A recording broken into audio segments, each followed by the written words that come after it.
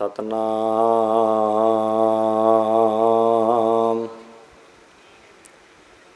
श्री वाहिगुरु साहिब जी।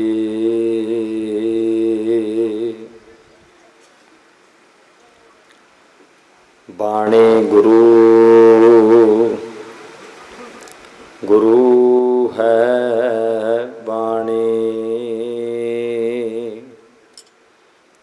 विच बाणी अमृत सारे। गुर बाणी कहे सेवक जन मानै, परतख गुरु निस्तारे।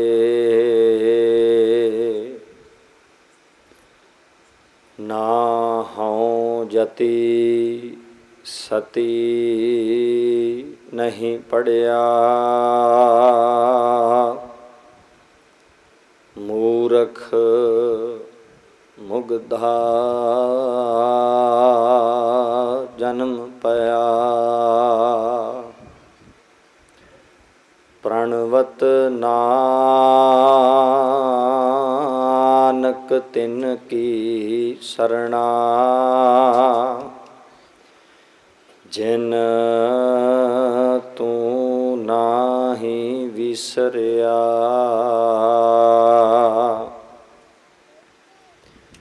जप तप संयम धर्म न कमाया, सेवा साध ना जानिया हर राया। कहो नानक हम नीच कर्मा,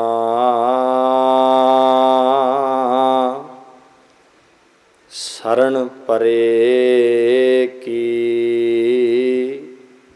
राखो शर्मा। शरण परे की राखो शर्मा, सगल द्वार को छाड़ कै, गह्यो तुहारो द्वार। बाँहि गहे की लाज अस, गोबिंद दास तुहार। परम पूज्य पाद हजूरे अनवर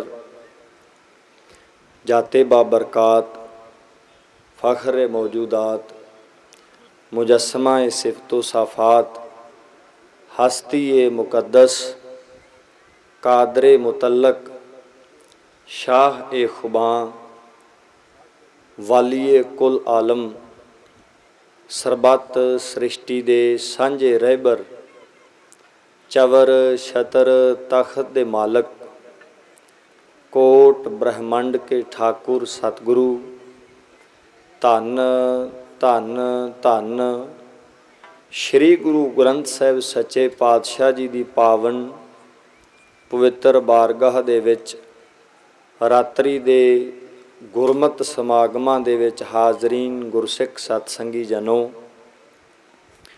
गुरमत दीआं विचारां करन तो पहलां आप सरबत संगत इकागर चित होवो, गुरु ग्रंथ साहिब जी तो असीस लवो।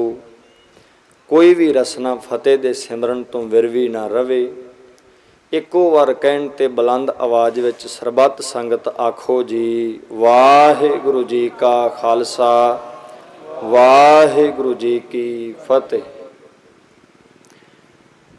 ये जिहड़े दिहाड़े चल रहे हैं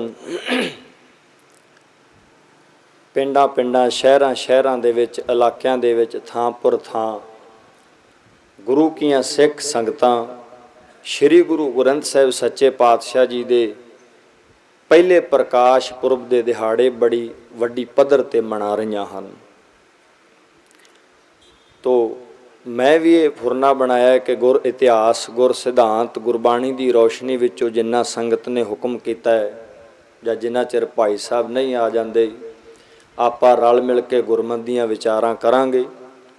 प्रबंधक सज्जन किरपा करके पंडाल विच ड्यूटी संभालन। पिछे जिहड़े बच्चे रौला पा रहे हैं ना उन्हां बच्चों नूं भजाउणा नहीं है, उन्हां बच्चों नूं प्यार दे नाल प्रेरित करके इत्थे मूहरे बिठाओ तां कि वो बच्चे भी साडे इतिहास नूं गुरबाणी दे सिद्धांत नूं सरवण कर सकन। जिहड़ियां संगतां बाहर बिना किसी जिम्मेवारी तो वैसे खलोतियां हन, प्रबंधक सज्जनां दे चरनां विच सिनिमर बेनती है भी उन्हां गुरसिख संगतां नूं प्यार दे नाल प्रेरित करके पंडाल वल भेजो तां कि किसी विषय दे उत्ते आपां विचारां प्रारंभ कर सकीए। गुरु की पाठशाला विच बैठ के आपां इथों कोई सिक्ख्या प्राप्त कर सकीए ताकि प्रबंधक सज्जनां दे इलाका निवासी संगत दे ते इस इलाके दी इस नगर दी नौजवान सभा वालों जो ये महान उपराला किया गया, खर्चा किया गया, उद्यम किया गया, यदी कोई आउटपुट निकल सके, यदा कोई फायदा असी लै सकीए। तो आओ पहला टूक मात्र आपां उस इतिहास बारे आपस में सांझ पाइए भी गुरु ग्रंथ साहिब जी की संपादना का जिहड़ा इतिहास है उहदे बारे साडे इतिहासकारां ने विद्वान सज्जनां ने किस तरह की राय प्रगटाई है। सब तो पहली गल गुरसिख संगत जी जिहड़ा शब्द नूं गुरु मनण दा कंसैप्ट है ना, ये कोई 10वें पातशाह वेले ये गल कहण ते पूरा नहीं सी होया भी सब सिखण को हुक्म है गुरु मान्यो ग्रंथ।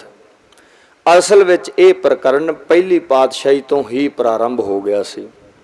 रात भी मैं दीवाना विच ये विचार कीती सी भी जदों सतगुरु जी सिद्धां दे नाल विचार करनगे, क्योंकि साडे कोल हर एक पातशाही दे नाल रिलेटेड इतिहासक रैफरेंस हन और उन्हां दे अपने विचार गुरबाणी दे विच उन्हां दी रसना तो कहे हुए बोलां विच भी गुरु शब्द नूं गुरु मनण दे बहुत सारे संकेत साडे कोल मौजूद हन। तो आपां सारे इतिहास नूं खोल के वाच सकीए इन्ना समा ते नहीं होएगा, पर टूक मात्र हिंट आपां आपस विच साझे करांगे। जदों सिद्धां नाल विचार करदे हन गुरु नानक देव साहिब जी ते सब तो पहला शब्द वो गुरु लई वरतदे हन बाला, क्योंकि उन्हां सिद्धां दीयां उमरां हज़ारां साल हन। उन्हां दे टाकरे ते गुरु साहिब जी की उम्र 40-50 साल की होएगी। एक 1000 साल के इंसान के सामने 40-50 साल की उम्र का मनुख बच्चा ही लगता है। गुरु लई उन्होंने शब्द बाला वरते और गुरु साहिब जी नाल जो विचारां कीतियां ना उन्हां सिद्धां ने, गुरु साहिब जी ने गुरबाणी के आशे अनुसार गुरमत के सिद्धांतां अनुसार उन्हां सिद्धां नूं जवाब दिते ते वो जोगी वो सिद्ध बड़े इंप्रैस होए, बड़े प्रभावित होए। आपस में वो रायां करदे भी जे किते ये बंदा साडी मत नूं ग्रहण कर ले ना ते देशां विदेशां दे विच साडे मत दा बड़ा वड्डा प्रचार हो जाएगा, क्योंकि इहदे कोल गल नूं पेश करन दा बड़ा वधिया ढंग है और वो स्कीमां सोचदे हन कि वो दर्शन ये लेवै बाला, ये बच्चा साडी मत दा दर्शन साडे मत दा उपदेश किस तरह ग्रहण करे, साडे मत नूं किस तरह मन्ने। ते सिद्ध चेले ने पूछा भी इस बंदे विच की खासियत है जिहड़ा धरती तो आया है, संसार विचों आया, गृहस्थी जीवन जिउंदा है, इहदे विच एडी की खासियत है भी तुसीं इहनूं अपनी मत विच रलाउणा चाहुंदे हो। तो उस सिद्ध दे जवाब भाई गुरदास जी ने लिखे कि ऐसा जोगी कली मैं हमरा पंथ करे उजियाला। इहदे वर्गा जे किते साडे मत नूं धारण कर ले ते कहण लगे सचमुच कलयुग दे समय विच साडा मत जिहड़ा उज्जवल हो जाए, घर घर विच पहुँच जाए। कहण लगे फिर इन्हां नूं किवें तुसीं अपने मत विच लिआओगे, विचारां तो दौरान ते तुहाडी पेश नहीं जाण दिंदा। इहदे नाल जदों तुसीं टेबल टाकिंग करदे हो, बैठ के मीटिंग करदे हो, गोष्ठी करदे हो, तुहानूं एक नहीं गिणन दिंदा। तुहाडी हर एक विचार इहदी विचार दे सामने रद्द हो जांदी है। वो कहण लगे फिर इक्को एक हल है भी आपां इहनूं भरम विच पा के इहनूं प्रभावित करके अपने मत विच लिआईए। उन्हां सिद्धां दा मुखी जिहड़ा सी उहने एक खप्पर दिता कि जाओ इत्थों नज़दीक एक पानी का झरना वहिंदा है, उस झरने विचों इस खप्पर नूं पानी नाल भर के लिआओ, असीं छकना है। ਗੁਰੂ ਨਾਨਕ ਦੇਵ ਸਾਹਿਬ ਜੀ ਗਏ। ਭਾਈ ਗੁਰਦਾਸ ਜੀ ਨੇ ਲਿਖਿਆ ਕਿ ਉਹਨਾਂ ਸਿੱਧਾਂ ਨੇ ਆਪਣੀ ਅਜ਼ਮਤ ਦੇ ਨਾਲ ਉਸ ਤਾਲ ਦੇ ਵਿੱਚ ਪਾਣੀ ਦੀ ਥਾਂ ਹੀਰੇ ਮੋਤੀ ਭਰ ਦਿੱਤੇ। ਗੁਰੂ ਨਾਨਕ ਦੇਵ ਸਾਹਿਬ ਜੀ ਨੇ ਵੇਖਿਆ ਚਮਕੀਲੇ ਪੱਥਰ ਪਏ ਹਨ, ਹੀਰੇ ਪੰਨੇ ਜਵਾਹਰਾਤ, ਕੀਮਤੀ ਤੋਂ ਕੀਮਤੀ ਰਤਨ। ਪਰ ਸਤਿਗੁਰੂ ਜੀ ਨੇ ਵੇਖਿਆ ਵੀ ਪਾਣੀ ਉੱਥੇ ਹੈ ਨਹੀਂ, ਜਿਹੜੀ ਚੀਜ਼ ਲਈ ਭੇਜਿਆ ਸੀ ਗੁਰੂ ਸਾਹਿਬ ਜੀ ਉਹ ਖਾਲੀ ਭਾਂਡਾ ਖੱਪਰ ਲੈ ਕੇ ਵਾਪਸ ਮੁੜ ਪਏ। ਇੱਧਰ ਜੋਗੀ ਬੈਠੇ, ਇੱਧਰ ਸਿੱਧ ਬੈਠੇ, ਸੋਚ ਰਹੇ ਸਨ ਵੀ ਘੱਲਿਆ ਅਸੀਂ ਪਾਣੀ ਲੈਣ ਲਈ, ਪਰ ਪਾਣੀ ਦੀ ਥਾਂ ਤੇ ਜਦੋਂ ਹੀਰੇ ਮੋਤੀ ਦੇਖੇਗਾ ਤੇ ਆਸ਼ ਕਰ ਉੱਠੇਗਾ, ਕਿਉਂਕਿ ਸੰਸਾਰੀ ਬੰਦਾ ਔਰ ਸੰਸਾਰੀ ਨੂੰ ਮਾਇਆ ਦੀ ਲੋੜ ਹੁੰਦੀ ਹੈ। ਔਰ ਬਹੁਤ ਸਾਰੇ ਸੰਸਾਰੀ ਲੋਕ ਧਰਮ ਦੀ ਦੁਨੀਆ ਵਿੱਚ ਆਪਣੀਆਂ ਮਾਇਕੀ ਲੋੜਾਂ ਦੀ ਪੂਰਤੀ ਲਈ ਆਉਂਦੇ, ਇਹ ਵੀ ਸੱਚ ਹੈ। 90% ਲੋਕ ਧਾਰਮਿਕ ਸਥਾਨਾਂ ਤੇ ਉਹ ਹੁੰਦੇ ਹੈ ਜਿਹੜੇ ਰੱਬ ਦੇ ਪ੍ਰੇਮ ਕਰਕੇ ਨਹੀਂ, ਆਪੋ ਆਪਣੀਆਂ ਗਰਜਾਂ ਨੂੰ ਚੱਕੀ ਫਿਰਦੇ ਹੁੰਦੇ ਹੈ। ਆ ਸੁਖਣਾ ਜਿਹੜੀ ਹੈ ਬੰਦੇ ਦੀ ਆਪਣੀ ਲੋੜ ਵਿੱਚੋਂ ਹੀ ਨਿਕਲੀ ਹੋਈ ਇੱਕ ਮੂਰਖਤਾ ਹੈ, ਹੋਰ ਕੁਝ ਵੀ ਨਹੀਂ। ਸੁਖ ਜਿਹੜੀ ਡੀਲਿੰਗ ਕਰਦੇ ਗੁਰੂ ਗ੍ਰੰਥ ਸਾਹਿਬ ਜੀ ਨਾਲ, ਤੂੰ ਮੇਰਾ ਆਹ ਕੰਮ ਕਰ ਦੇਈਂ ਤੇ ਮੈਂ ਤੇਰਾ ਆਹ ਕੰਮ ਕਰ ਦਿਆਂਗਾ, ਤੂੰ ਸਾਡਾ ਮੁੰਡਾ ਜਿਹੜਾ ਚੰਗੀ ਨੌਕਰੀ ਲਵਾ ਦੇਈਂ ਤੇ ਅਸੀਂ ਬਾਬਾ ਤੇਰੇ ਤੇ ਅਹਿਸਾਨ ਕਰ ਦਿਆਂਗੇ, ਕੀ ਅਸੀਂ ਨਾ ਜੀ ਤੇਰਾ ਅਖੰਡ ਪਾਠ ਸਾਹਿਬ ਕਰਾ ਦਿਆਂਗੇ। ਵੇਖੋ ਕਿੱਡਾ ਵੱਡਾ ਅਹਿਸਾਨ ਕਰਨ ਲੱਗੇ ਗੁਰੂ ਗ੍ਰੰਥ ਸਾਹਿਬ ਦੇ ਉੱਤੇ, ਕਿੱਡਾ ਵੱਡਾ ਪਰਉਪਕਾਰ ਹੈ। ਤੂੰ ਸਾਡਾ ਮੁੰਡਾ ਜਿਹੜਾ ਚੰਗੀ ਨੰਬਰਾਂ ਦੇ ਨਾਲ ਡਿਗਰੀ ਦਵਾ ਦੇ ਇਹਨੂੰ, ਤੇ ਤੂੰ ਕਹਿਣ ਲੱਗੇ ਮੈਂ ਲੰਗਰ ਵਿੱਚ ਇੰਨੇ 1000 ਰੁਪਇਆ ਦੇ ਦਿਆਂਗਾ ਦਾਨ ਵਜੋਂ। ਦਾਤੇ ਦੇ ਦਰਬਾਰ ਵਿੱਚ ਮੰਗਤਾ ਦਾਨ ਕਰਦਾ ਹੈ। ਖੈਰ ਉਹ ਜੋਗੀ ਸੋਚਦੇ ਆ ਵੀ ਗੁਰੂ ਨਾਨਕ ਦੇ ਚੋਲੇ ਦੇ ਦੋਨੋਂ ਖੀਸੇ ਮੋਤੀਆਂ ਨਾਲ ਭਰੇ ਹੋਣਗੇ, ਗਲ ਵਿੱਚ ਪਾਏ ਹੋਏ ਪਰਨੇ ਦੀ ਗਰੜੀ ਬੰਨੀ ਫਿਰਦਾ ਹੋਊਗਾ, ਉਹਨਾਂ ਕੀਮਤੀ ਪੰਨਿਆਂ ਦੇ ਨਾਲ ਸਿਰ ਤੇ ਚੱਕੀ ਹੋਊਗੀ, ਜਿਹੜਾ ਭਾਂਡਾ ਖਾਪਰ ਦਿੱਤਾ ਪਾਣੀ ਭਰਨ ਲਈ ਉਹ ਵੀ ਭਰੀ ਫਿਰਦਾ ਹੋਊਗਾ ਹੀਰੇ ਮੋਤੀਆਂ ਨਾਲ। ਤੇ ਆਉਂਦਿਆਂ ਸਾਡੇ ਪੈਰਾਂ ਤੇ ਡਿੱਗ ਕੇ ਕਹੂਗਾ ਵੀ ਤੁਸੀਂ ਧੰਨ ਹੋ ਸਿੱਧ ਜੀ, ਮੈਨੂੰ ਵੀ ਆਪਣੇ ਧਰਮ ਵਿੱਚ ਰਲਾ ਲਓ। ਇੰਨੀ ਅਜ਼ਮਤ, ਇੰਨੀ ਕਰਾਮਾਤ। ਪਰ ਜਦੋਂ ਗੁਰੂ ਨਾਨਕ ਦੇਵ ਸਾਹਿਬ ਜੀ ਨੂੰ ਉਹ ਦੂਰੋਂ ਆਉਂਦਾ ਵੇਖਿਆ ਵੀ ਖਾਲੀ ਖੱਪਰ ਜਿਹੜਾ ਹੱਥ ਵਿੱਚ ਲਮਕਾਈ ਆਉਂਦੇ ਹੈ ਤੇ ਰੱਬ ਦੀ ਮੌਜ ਵਿੱਚ ਗਲ ਵਿੱਚ ਪਰਨਾ ਪਾਇਆ, ਖਾਲੀ ਤੁਰੇ ਆਉਂਦੇ ਹੈ। ਜਦੋਂ ਨਜ਼ਦੀਕ ਆਏ, ਬੈਠੇ, ਭਾਂਡਾ ਰੱਖ ਦਿੱਤਾ ਸਿੱਧ ਦੇ ਅੱਗੇ, ਪੁੱਛਿਆ ਲਿਆਂਦਾ ਨਹੀਂ ਪਾਣੀ? ਕਹਿਣ ਲੱਗੇ ਪਾਣੀ ਉੱਥੇ ਹੈ ਹੀ ਨਹੀਂ ਸੀ, ਜਿੱਥੇ ਤੁਸੀਂ ਪਾਣੀ ਲੈਣ ਲਈ ਭੇਜਿਆ ਹੈ ਹੀ ਨਹੀਂ ਸੀ ਉੱਥੇ। ਸਿੱਧ ਕਹਿਣ ਲੱਗੇ ਜੇ ਪਾਣੀ ਨਹੀਂ ਸੀ ਤਲਾਬ ਵਿੱਚ ਤੇ ਫਿਰ ਹੋਰ ਕੀ ਸੀ? ਗੁਰੂ ਨਾਨਕ ਦੇਵ ਜੀ ਕਹਿਣ ਲੱਗੇ ਮੈਨੂੰ ਤੁਸੀਂ ਪਾਣੀ ਲੈਣ ਲਈ ਭੇਜਿਆ ਸੀ, ਉੱਥੇ ਪਾਣੀ ਹੈ ਨਹੀਂ, ਦੂਜੀ ਚੀਜ਼ ਨਾਲ ਮੇਰਾ ਮਤਲਬ ਨਹੀਂ ਸੀ, ਇਸ ਕਰਕੇ ਮੈਂ ਧਿਆਨ ਨਹੀਂ ਦਿੱਤਾ। ਤੁਸੀਂ ਪਾਣੀ ਨੂੰ ਭੇਜਿਆ ਸੀ, ਪਾਣੀ ਹੈ ਨਹੀਂ ਸੀ, ਦੂਜੀ ਚੀਜ਼ ਵੱਲ ਮੇਰਾ ਕਿੱਥੇ ਧਿਆਨ ਜਾਣਾ, ਕਿਉਂਕਿ ਮੇਰੇ ਮਤਲਬ ਦੀ ਚੀਜ਼ ਵੱਲ ਮੈਂ ਧਿਆਨ ਰੱਖਦਾ ਹਾਂ। ਬੜੇ ਪ੍ਰਭਾਵਿਤ ਹੋਏ ਜੋਗੀ। ਤੇ ਜਿਸ ਗੁਰੂ ਨਾਨਕ ਨੂੰ ਆਪਣੇ ਚਰਨਾਂ ਤੇ ਡਿੱਗਣਾ ਚਾਹੁੰਦੇ ਸਨ, ਸਾਰੇ ਦੀ ਸਾਰੀ ਸਿੱਧ ਮੰਡਲੀ ਗੁਰੂ ਦੇ ਚਰਨਾਂ ਤੇ ਡਿੱਗ ਕੇ ਇਹ ਬੋਲ ਕਹਿ ਉਠੀ ਵੀ ਨਾਨਕ ਜੀ ਤੁਹਾਡੇ ਨਾਲੋਂ ਸਾਡੀਆਂ ਉਮਰਾਂ ਵੀ ਵੱਡੀਆਂ, ਤੁਹਾਡੇ ਨਾਲੋਂ ਸਾਡੀਆਂ ਸਮਾਧੀਆਂ ਵੀ ਲੰਮੀਆਂ, ਤੁਹਾਡੇ ਨਾਲੋਂ ਸਾਡੇ ਮੰਨਣ ਵਾਲਿਆਂ ਦੀ ਵੀ ਗਿਣਤੀ ਜ਼ਿਆਦਾ ਹੋ ਸਕਦੀ ਹੈ, ਪਰ ਅਸੀਂ ਤੁਹਾਡਿਆਂ ਚਰਨਾਂ ਤੇ ਨਮਸਕਾਰ ਕਰਦੇ ਹਾਂ। ਕਿਉਂ? ਕਿ ਧੰਨ ਨਾਨਕ ਤੇਰੀ ਵੱਡੀ ਕਮਾਈ, ਤੇਰੇ ਬੋਲਾਂ ਦੀ ਬਰਕਤ ਬੜੀ ਵੱਡੀ ਹੈ, ਤੇਰਾ ਸਿਧਾਂਤ ਆਲਾ ਦਰਜੇ ਦਾ ਹੈ। ਤੇ ਦੋਨੋਂ ਹੱਥ ਜੋੜ ਕੇ ਪੁੱਛਿਆ ਵੀ ਇਹ ਸੰਸਾਰ ਦੇ, ਇਹ ਗ੍ਰਸਤੀ ਜੀਵਨ ਦੇ ਮਾਰਗ ਦਰਸ਼ਕ, ਕਲਯੁਗ ਦੇ ਗੁਰੂ, ਤੁਸੀਂ ਜਿਹੜਾ ਬੋਲ ਕਹਿ ਦਿੰਦੇ ਹੋ ਅਟਲ ਸੱਚਾਈ ਬਣ ਜਾਂਦਾ ਹੈ। ਆਮ ਬੰਦਾ ਇੱਥੇ ਪਹੁੰਚ ਸਕੇ ਉਹਦੇ ਵੱਸ ਦੀ ਗੱਲ ਨਹੀਂ, ਤੁਸੀਂ ਇੱਥੇ ਪਹੁੰਚੇ ਇਹ ਵੀ ਬੜੀ ਵੱਡੀ ਅਜ਼ਮਤ। ਕੋਈ ਆਮ ਬੰਦਾ ਸਾਡੇ ਕਹੇ ਹੋਏ ਬੋਲ ਦਾ ਜਵਾਬ ਦੇ ਦੇ ਇੰਨੀ ਕਿਸੇ ਦੀ ਜ਼ਰੂਰਤ ਨਹੀਂ, ਲੋਕ ਡਰਦੇ ਵੀ ਸ਼ਰਾਫ ਨਾ ਦੇ ਦੇ ਬਾਬਾ, ਪਰ ਤੁਸੀਂ ਬਰਾਬਰ ਆ ਕੇ ਸਾਡੇ ਨਾਲ ਟੇਬਲ ਟਾਕਿੰਗ ਕੀਤੀ, ਵਿਚਾਰ ਕੀਤੀ। ਕਿਹੜੀ ਸ਼ਕਤੀ ਹੈ ਜਿਹੜੀ ਤੁਹਾਡੇ ਵਿੱਚ ਇਹ ਅਹਿਸਾਸ, ਇਹ ਦ੍ਰਿੜਤਾ ਤੇ ਇਹ ਬਰਕਤ ਭਰ ਦਿੰਦੀ ਹੈ? ਤੇ ਗੁਰੂ ਨੇ ਜਿਹੜਾ ਜਵਾਬ ਦਿੱਤਾ ਉਹ ਭਾਈ ਗੁਰਦਾਸ ਜੀ ਨੇ ਆਪਣੀ ਬਾਣੀ ਵਿੱਚ ਲਿਖਿਆ। ਉਹਨਾਂ ਨੇ ਬੋਲ ਕੇ ਗੁਰ ਸੰਗਤ ਬਾਣੀ ਬਿਨਾ ਦੂਜੀ ਓਟ ਨਹੀਂ ਹੈ ਰਾਈ। ਰਾਈ ਦਾ ਦਾਣਾ ਬਹੁਤ ਛੋਟਾ ਜਿਹਾ ਹੁੰਦਾ ਹੈ। ਹੁਣ ਪਹਿਲੇ ਪਾਤਸ਼ਾਹ ਜੀ ਤੋਂ ਸ਼ਬਦ ਨੂੰ ਗੁਰੂ ਮੰਨਣ ਦਾ ਕਨਸੈਪਟ ਪ੍ਰਾਰੰਭ ਹੋ ਗਿਆ। ਸਿੱਧਾਂ ਨੇ ਜਦੋਂ ਪੁੱਛਿਆ ਕਵਣ ਗੁਰੂ ਕਿਸ ਕਾ ਤੂੰ ਚੇਲਾ, ਤੇ ਗੁਰੂ ਨਾਨਕ ਨੇ ਉੱਤਰ ਦਿੱਤਾ ਸ਼ਬਦ ਗੁਰੂ ਸੁਰਤ ਤੁਨ ਚੇਲਾ। ਚੌਥੇ ਪਾਤਸ਼ਾਹ ਜੀ ਨੇ ਕਿਹਾ ਬਾਣੀ ਗੁਰੂ, ਗੁਰੂ ਹੈ ਬਾਣੀ, ਵਿੱਚ ਬਾਣੀ ਅੰਮ੍ਰਿਤ ਸਾਰੇ। ਤੀਜੇ ਪਾਤਸ਼ਾਹ ਜੀ ਗੁਰੂ ਅਮਰਦਾਸ ਸਾਹਿਬ ਸੱਚੇ ਮਾਲਕ ਜੀ ਸਿੱਖੀ ਦੇ ਆਭਾ ਮੰਡਲ ਦੇ ਜ਼ਿੰਮੇਵਾਰ ਗੱਦੀ ਦੇ ਉੱਤੇ, ਗੁਰਤਾ ਗੱਦੀ ਦੇ ਉੱਤੇ ਕਦੇ ਨਾ ਬਰਾਜਦੇ। ਜੇ ਉਹਨਾਂ ਦੀ ਨੂੰਹ ਦੀ ਰਸਨਾ ਤੋਂ ਗੁਰੂ ਸ਼ਬਦ ਦਾ ਜਾਪ ਉਹਨਾਂ ਦੇ ਕੰਨਾਂ 'ਚ ਨਾ ਪੈਂਦਾ। ਸ਼ਾਇਦ ਤੀਜੇ ਗੁਰੂ ਅਮਰਦਾਸ ਸਾਹਿਬ ਜੀ ਸਾਡੇ ਗੁਰੂ ਨਾ ਹੁੰਦੇ ਜੇ ਆਪਣੀ ਨੂੰਹ ਦੁਆਰਾ ਗਾਇਆ ਹੋਇਆ ਸ਼ਬਦ ਗੁਰੂ ਦੇ ਕੰਨਾਂ 'ਚ ਨਾ ਪਹੁੰਚਦਾ। ਭਾਈ ਲਹਿਣਾ ਜੀ ਸ਼ਾਇਦ ਗੁਰਸਿੱਖੀ ਤੋਂ ਬਹੁਤ ਦੂਰ ਰਹਿੰਦੇ, ਪਰ ਭਾਈ ਜੋਧ ਜੀ ਦੀ ਰਸਨਾ ਤੋਂ ਗੁਰੂ ਕਾ ਸ਼ਬਦ ਸੁਣ ਕੇ ਉਹ ਲਹਿਣੇ ਤੋਂ ਗੁਰੂ ਦਾ ਅੰਗ ਬਣ ਕੇ ਗੁਰੂ ਅੰਗਦ ਅਖਵਾ ਗਏ। ਗੁਰੂ ਅਰਜਨ ਦੇਵ ਸਾਹਿਬ ਜੀ ਨੇ ਇਸ ਮਹਾਨ ਖਜ਼ਾਨੇ ਨੂੰ ਗ੍ਰੰਥ ਦੇ ਰੂਪ ਵਿੱਚ ਸੰਕਲਿਤ ਕੀਤਾ। ਛੇਵੇਂ ਪਾਤਸ਼ਾਹ ਜੀ ਨੇ ਇੱਕ ਸਿੱਖ ਦੇ ਮੁਖ ਤੋਂ ਸ਼ੁੱਧ ਜਪਜੀ ਸਾਹਿਬ ਦਾ ਪਾਠ ਸੁਣ ਕੇ ਉਹਦੇ ਉੱਤੇ ਮਹਾਨ ਬਖਸ਼ਿਸ਼ਾਂ ਕਰਨ ਦਾ ਫੁਰਨਾ ਬਣਾ ਲਿਆ। ਸੱਤਵੇਂ ਪਾਤਸ਼ਾਹ ਜੀ ਨੇ ਸ਼ਬਦ ਗਾਉਂਦੀ ਆ ਰਹੀ ਸੰਗਤ ਦੀ ਜੋਟੀ ਨੂੰ ਵੇਖ ਕੇ ਸ਼ਬਦ ਦਾ ਸਤਿਕਾਰ ਕਰਨ ਦੇ ਲਈ ਕਾਹਲੀ ਨਾਲ ਉੱਠਣ ਲੱਗੇ, ਗੋਡੇ ਤੇ ਚੋਟ ਖਾ ਬੈਠੇ।